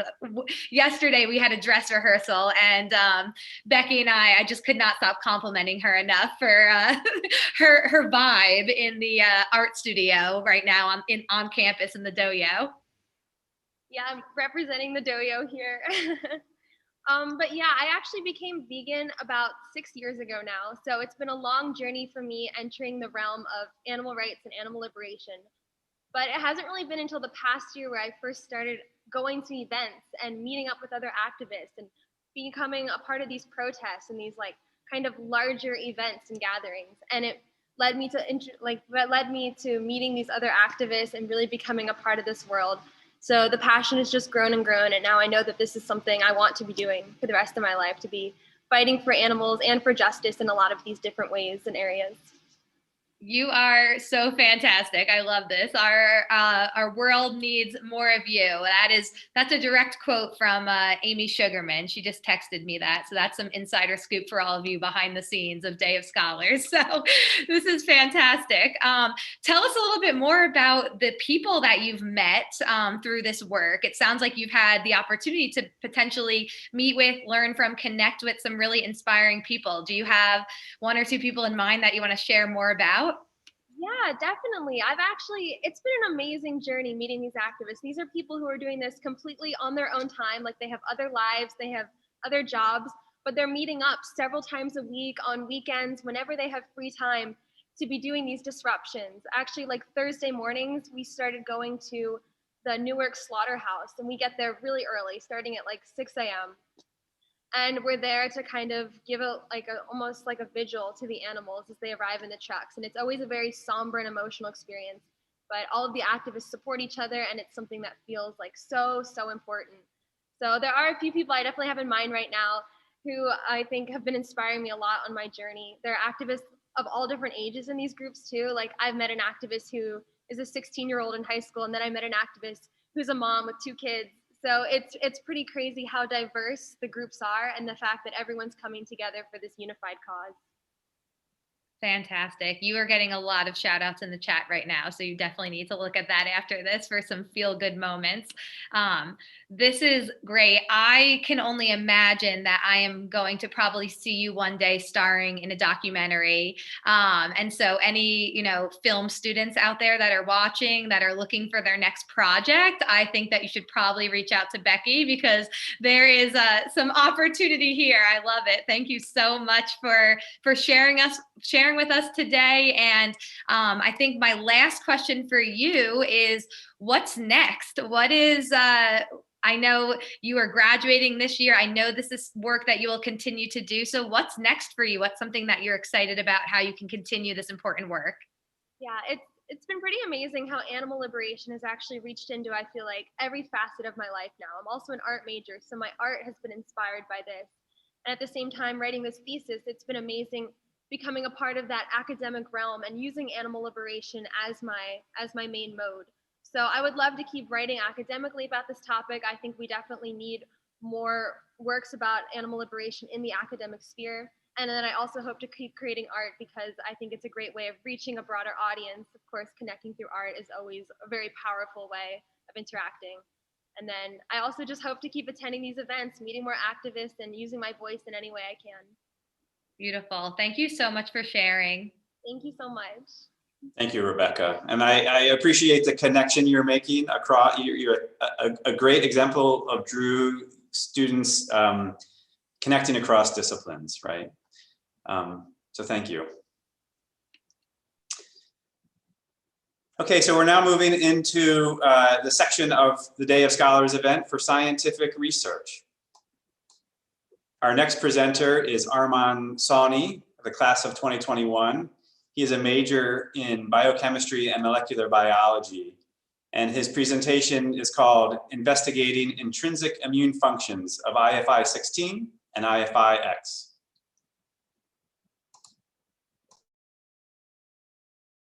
Hello, my name is Arman Sawhney, and today I'm going to be talking to you about the intrinsic immune functions of IFI-16 and IFI-X.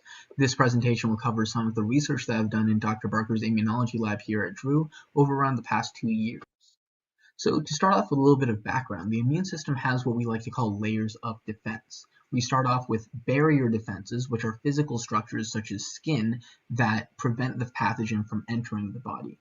Then go on to intrinsic immunity, which are intracellular factors that prevent the pathogen from taking hold of cellular machinery and using it to its advantage. We then move on to innate immunity, which involves that cell sensing that there is a pathogen present and calling other immune cells and factors to aid. And finally, it ends with adaptive immunity, which is a specific response mounted against a pathogen depending on its nature. So to go a little bit more into innate immunity, it relies on the sensing of broad classes of foreign molecules, known as pathogen-associated molecular patterns, or PAMPs. These PAMPs are bound to by our own cellular receptors known as pattern recognition receptors, or PRRs, which, after activating a signal transduction pathway, trigger the transcription of inflammatory cytokines, cell signaling molecules which then go on to alert other immune cells and factors that there is in fact a pathogen present. So intrinsic immunity, on the other hand, is comprised of constitutively expressed intracellular defenses. So what that means, and as this image shows, is that during the life cycle of a pathogen that enters the cell, such as a virus, there are particular proteins that prevent at each stage of the viral life cycle the virus from utilizing the resources and machinery within the cell to produce more of itself. So we're going to be focusing on pattern recognition receptors IFI-X and IFI-16, a class of proteins known as pi-HIN proteins because they each have a pi-RIN protein interaction domain, shown in gray, and at least one HIN200 nonspecific DNA binding domain, shown in black, and in the case of IFI-16, also white. Now, both of these have been shown to be sensors of foreign DNA that trigger the expression of the inflammatory cytokine interferon type 1. So on top of that, however, our IFI-16 has been shown to have various intrinsic immune functions, including having been implicated in a variety of immune system processes, autophagy, ubiquitination, cellular stress responses, and the modulation of chromatin, as well as transcription in general. Now, all of these relate to the way the cell responds to viral infection, whether it's through responding to cellular stress, to activation of the immune system, or changing the cell's own gene expression in a way that makes it harder for the virus to utilize cellular machinery. So my questions were to see if IFI-X, which shares IFI-16's innate immune functions, also shares its intrinsic immune functions. I decided to focus on one particular aspect of IFI-16's intrinsic immunity, which states that it inhibits the HIV LTR promoter. So I asked, does IFI-X also function to repress HIV-1 transcription through inhibition of the LTR promoter? And I hypothesized that given the similarities between the two proteins, it would. The way we measured the transcription from the LTR was through an experiment known as a luciferase assay. This experiment involves having the LTR control the expression of a gene known as a luciferase, which when exposed to the right reagents catalyzes a reaction that leads to the emittance of photons. By being able to measure this relative emittance of photons, or luminescence, we're able to see relatively how much protein was expressed and therefore the activity of the LTR.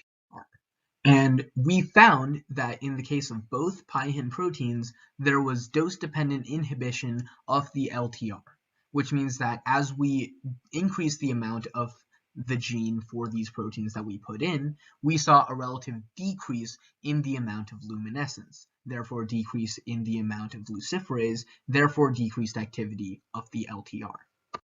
So from this, we were able to conclude that IFI16 and IFIX both function similarly as intrinsic immune proteins against HIV-1.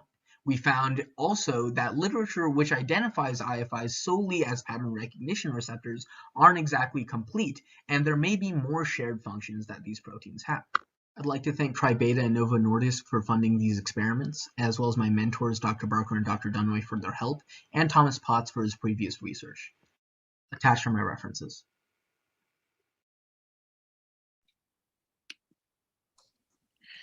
All right, Armand, I'm excited to hear more from you. You mentioned right at the end, you gave some shout outs to some of our faculty members and some organizations also on campus. So I'd love to hear a little bit more about what that support looked like for you and how that crossed over into your work and your research. Well, thank you for having me here. The most support for me actually did come from my mentors, Dr. Barker and Dr. Dunaway. Without them, I could be nowhere close to where I am today. The funding for this research actually came from two sources. We had a company that funds the experiments in our lab, Novo Nordisk, and then I also applied for and received a grant from the National Biological Honor Society, TriBeta. Fantastic. So can I jump in with a question? Thank you, Armand, for that presentation.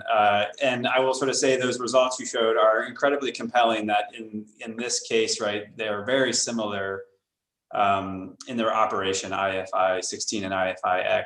Could you say a little bit more about the significance of if these two have similar activities in this and a variety of other potential pathways?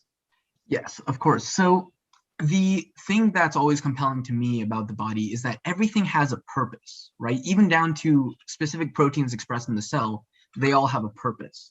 So when we're looking at IFIX versus IFI16, we saw that there's this one portion of IFI16 that isn't present in IFIX. If we can clearly define, here's the functions that are shared between these two proteins, here's the functions that aren't, it might even give us a clue as to what parts of the proteins are actually functioning to make these functions happen. Okay, I have to read a comment from Brianne Barker, who you just shouted out, and now she's shouting you out in the chat, saying how lucky that we are to have you in the lab. I love to see the support all around, and you know, of course, if we were in person today, we would all be able to share these words with each other. So I think it's important that all of you are looking at the live chat and seeing just all of the kudos and support sent your way today. So really fantastic. We do have some questions in the chat that I'm ready to ask you. So from Candace, do you think these proteins can affect or reduce other immunodeficiencies and or autoimmune disorders? So that's actually really interesting, because when we talk about this kind of stuff, we always want to immediately jump to, well, what's the disease effect, right? How does this make a big difference? But the thing is, in order to make those kinds of conclusions, first we need to have a really good understanding of what exactly these proteins are doing. So I personally wouldn't feel comfortable saying that IFIX or IFI16 play this specific role in this specific immune disease or autoimmune disease, because we just don't know enough about these proteins yet. Awesome. We have another question from a student in the chat. what is your career path, and how does this research, how is that going to help you in your next steps? Well, I'm going to be attending medical school next year. And so this not only gives me a little bit of insight into the very small parts of the body that I'm going to be treating as a whole later on, but it also just pointed me in this direction of medical research and biomedical research, which is so compelling and so interesting to me. So I'm glad that Drew gave me the opportunity to be able to jump in at such an early age. All right, I also have to share some of these comments from Professor Dunaway because he is just flawed by how professional this presentation is. And it's probably also, the suit and tie, I think, Armand, are really helping as well today. And so he's just asking, how are you so good? I think we already know the answer to that one. You don't Yeah, feel it's all because of his and Dr. Barker's help. Oh, I love that. All right, we have time for one last question for you, Armand. And this is a fun one, I think. And so from David in the chat, just what was the most enjoyable part of your work on this project? This is going to sound really interesting, but it's actually the work I did on it during the pandemic. So for me personally, there was this portion where I was just so lost on what would I be able to do because I'm going to be stuck at home and the lab's all the way on the other side of the country.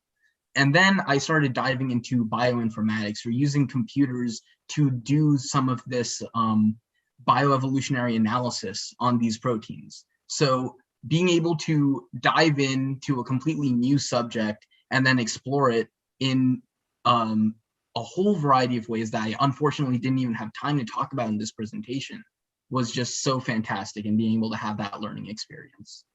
Okay, so for the full version, if you want to know it all, since we did limit everyone to about 5 minutes, so it's in their defense, it's our fault you didn't get to hear all of the goodness that came out of these this work. You can email Armand after this event, and you can ask your questions, and you can learn more. Maybe you can connect with him and get the full version. But thank you so much, Armand, for sharing your work with us today. Thank you so much for having me. I really appreciate it. Thank you, Armand. Our next presenter is Kelly Magerlein, class of 2021. She is a neuroscience major and a French minor. The title of her presentation is Investigating the Neuroprotection of RD100, a potential group 3 mGluR positive modulator in a primary rat cortical FAB NMDA model of Alzheimer's disease.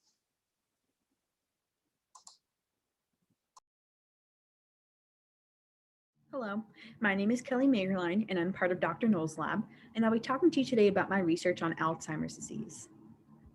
So a little bit about our lab. We work with neuronal cell culture, where we dissect and plate embryonic rat neurons. We grow them until they're around 2 weeks old, where we can stimulate them with a variety of chemical compounds and visualize the impact of those compounds on survival and structure of the cells. We can look at overall cell survival using a metabolic dye, or we can image the cells under a compound microscope with fluorescent dyes so we can look at closer details of their structure, like you can see in these pictures. General overview of Alzheimer's disease. It involves neurodegeneration and cell death, primarily in the hippocampus, which causes its characteristic short-term memory loss. Implicated in this cell death is glutamate toxicity, oxidative stress, and amyloid beta. Glutamate toxicity results from high glutamate levels in the hippocampus, and it's thought to be because of dysregulation of glutamate receptors, which there are a large variety, and generally increased glutamate release at synapses. Oxidative stress is a process where reactive oxygen species attack membrane biomolecules and lead to membrane fragmentation. And amyloid beta is a protein which aggregates outside of the cell and impedes its signaling and causes cell death. Some of the goals and hypotheses of my study. I'm looking to investigate the properties of RD100 in our cell culture model of Alzheimer's disease. So I applied RD100 to cells that were stressed into a neurotoxic state. And I'm looking to see if RD100 has any sort of effect on cell survival. And that's following the hypothesis that some concentration of RD100 will have neuroprotective properties. It's proposed to activate a specific type of glutamate receptor, mGluR4, which is a type of metabotropic glutamate receptor, which you can see in the bottom right figure.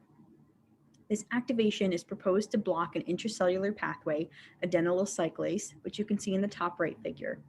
And this blockage is thought to reduce the release of glutamate from the presynaptic neuron to help with glutamate toxicity. And this is proposed due to the similarity of structure between RD100 and PHCCC, where PHCCC is a known mGluR4 positive modulator or activator, and it's found to be neuroprotective in different models of Alzheimer's disease. Some other goals were to optimize our model system stressor, which is FAB-NMDA. So I conducted a concentration gradient of this compound, and I tried to identify significantly and appropriately neurotoxic concentrations. And this is following the hypothesis that FAB-NMDA will affect cell survival in a concentration-dependent manner. FAB is composed of ferrous sulfate, amyloid beta, and L-buthionine, which are all compounds that contribute to oxidative stress within cells. And NMDA is applied as an agonist of postsynaptic NMDA receptors, which you can see in the top right figure, and that's thought to cause glutamate toxicity. And my last goal was to investigate if RD100 and FAB-NMDA will affect markers for oxidative stress. So I applied mitosox, which is a red mitochondrial superoxide indicator, as superoxide is one radical oxygen species that is involved in oxidative stress relating to Alzheimer's disease.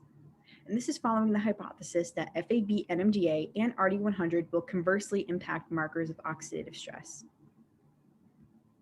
So what I did end up seeing, looking at hypothesis 1, I identified that RD100 is actually not neuroprotective, as across all concentrations of FAB, RD100 does not significantly alter survival, positively or negatively. Looking at hypothesis 2, I did confirm that increasing concentrations of FAB-NMDA does negatively impact cell survival, where 33%, 50%, and 100% FAB causes significantly decreased cell survival. So for future use of this compound as a stressor in our lab, we should use 33% or more concentrated FAB to cause significantly decreased cell survival. Looking at my last hypothesis, I identified that neither RD100 nor FAB-NMDA do influence levels of superoxide, as across all different conditions, there is no difference between RD100 concentrations in the fluorescence of mitosox, nor is there any difference between the different concentrations of FAB. So for future studies, I would recommend looking into markers of oxidative stress that are impacted by FAB-NMDA, as evidently superoxide is not one of those ROS that are affected by FAB. We can look at the effects of RD100 potentially in NMDA and amyloid beta only models rather than the FAB model. We can look into whether other RD compounds have neuroprotective qualities, and we can also look at the effects of PHCCC, the known mGluR4 positive modulator, in the FAB-NMDA model system, as since PHCCC is known to be neuroprotective, if it shows no effects in the FAB model, that could explain why RD100 did not show the effects that we thought it would.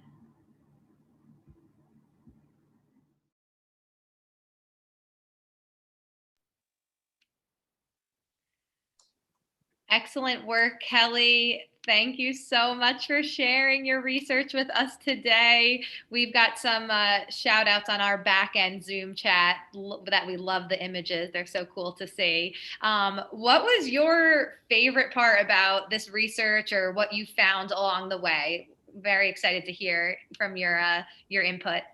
Of course. So actually, speaking of those images, one of my favorite parts of doing this type of cell culture research is actually being able to visualize the changes in those cells and how they grow over time right in front of me. I always love getting to taking a look at the cells under the microscope, and they often end up being quite beautiful looking and really interesting to see those changes directly in front of your eyes. Yeah, definitely. I'm going to make another connection. Any of our art students out there, I think that this is some inspirational work as well. Maybe you get connected with Kelly and we have some paintings or whatnot. I don't know. I'm just trying to connect all the students out there today. I'd love to, sure. All right. So we do have a question in the chat for you. First of all, great job and nice work. But do any of these aspects that you studied have an effect on the rate of, I'm going to try to say this word, I don't even know. I'm going to probably butcher this one. I hope you're looking at the chat. demyelination. Who gave me this job? I don't know, of neurons. Do you have the chat up? Yes, I see. So demyelination. So I don't believe so. I'm actually not quite certain if glutamate toxicity is involved in demyelinating the neurons. And for anyone that doesn't know, myelin is a kind of protective coating that goes along the axons of neurons that's really important for them signaling between each other.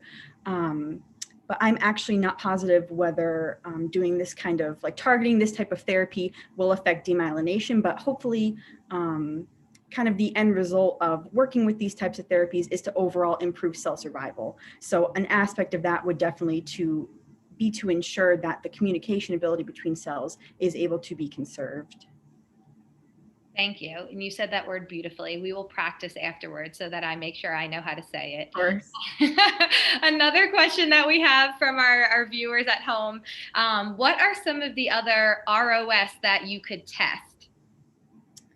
So that is a very good question. I'm actually not familiar with all of those different types of ROS, but I definitely do think that since FAB-NMDA is a confirmed activator of oxidative stress within cells, that it would be important to kind of test around a number of different ways of identifying those in the cells for future use of this as a stressor in our lab, so that if we are looking at the effects of neuroprotective compounds, especially ones that are confirmed to be neuroprotective, we can make sure that we're actually testing those compounds in a system that is displaying oxidative stress right before our eyes. So that is definitely, for the next person that takes on this project in our lab, that's definitely something for them to kind of think about, kind of which type of ROS would be more pertinent to look at.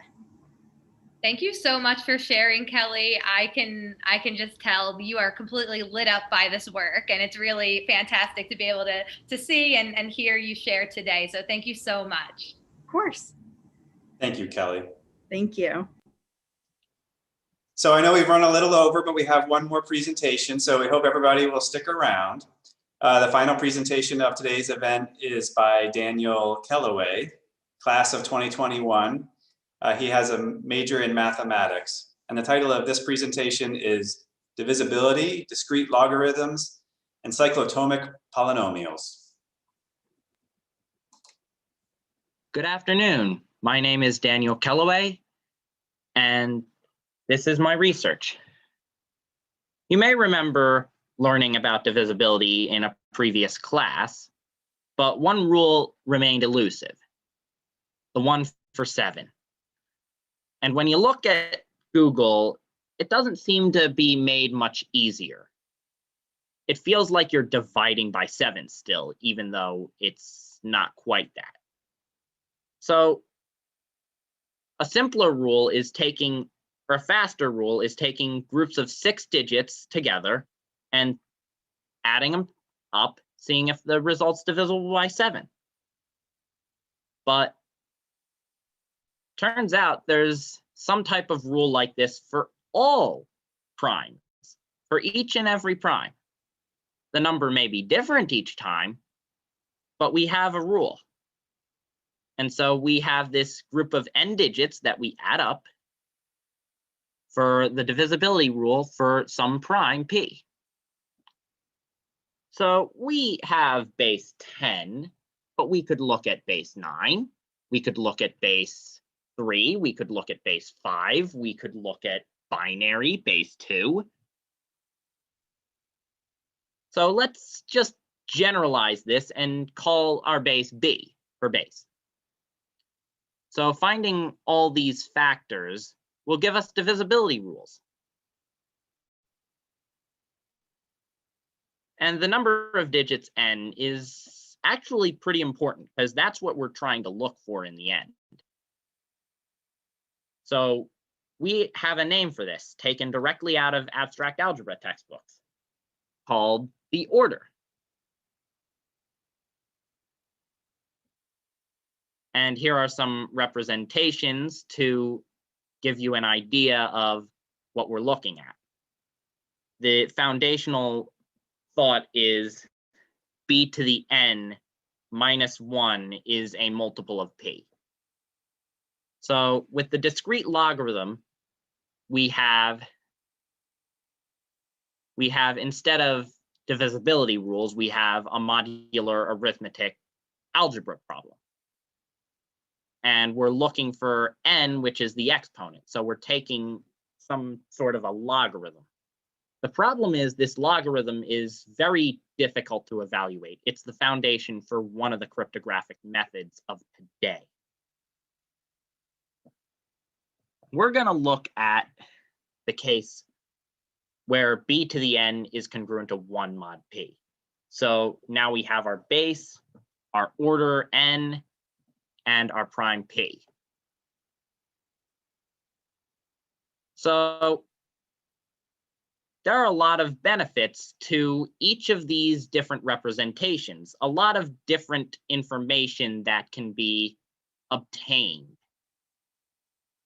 And because these different representations are just the same problem phrased in different language, we can get a lot of information that we might not get from just one of these.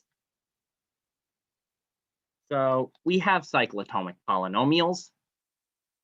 We're not going to evaluate these for the roots, but we will evaluate them at different bases to give us different function values. And we're going to take the nth cyclotomic polynomial where n is the order. But where's the prime come in? Well, we're testing to see if that function value of phi n to the evaluated at b is in fact divisible by that prime. So again, here are the representations of the problem we're looking at for finding the order. We investigated a few different areas like cyclotomic primes, the cyclotomic sieve. Here's the cyclotomic primes and the cyclotomic sieve in a table. We have the complex discrete logarithm problem. We have some applications. And we still have questions that we need to research. I thank you very much for listening to this presentation, and have a good night.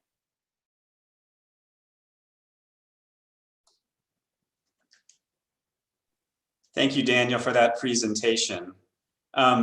Unfortunately, Daniel's not able to join us this afternoon to take questions, but he is very eager, if you have any, to answer them. So please feel free to email him. You can just, our Drew code, right? It's dkellaway@drew.edu. So Daniel, thank you again for introducing us to, especially the cyclotomic polynomials. So before we conclude the Day of Scholars event, I just want to take a moment to thank people who really helped make this happen from behind the scenes.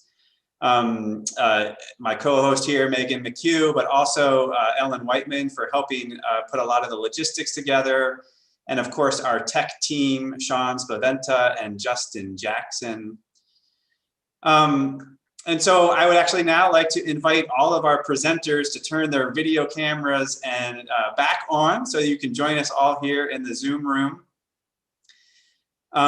It was truly an inspiring event. I am really sort of excited by all of the research, the creativity, the scholarship from all areas of the Drew curriculum. Truly impressive, and you should all be incredibly proud of your accomplishments. So thank you. And just to remind our viewers at home, there are many more presentations on the Day of Scholars website. And so I want to just congratulate and thank all of the presenters who also have presentations there. And of course, another huge thank you needs to go to mentors.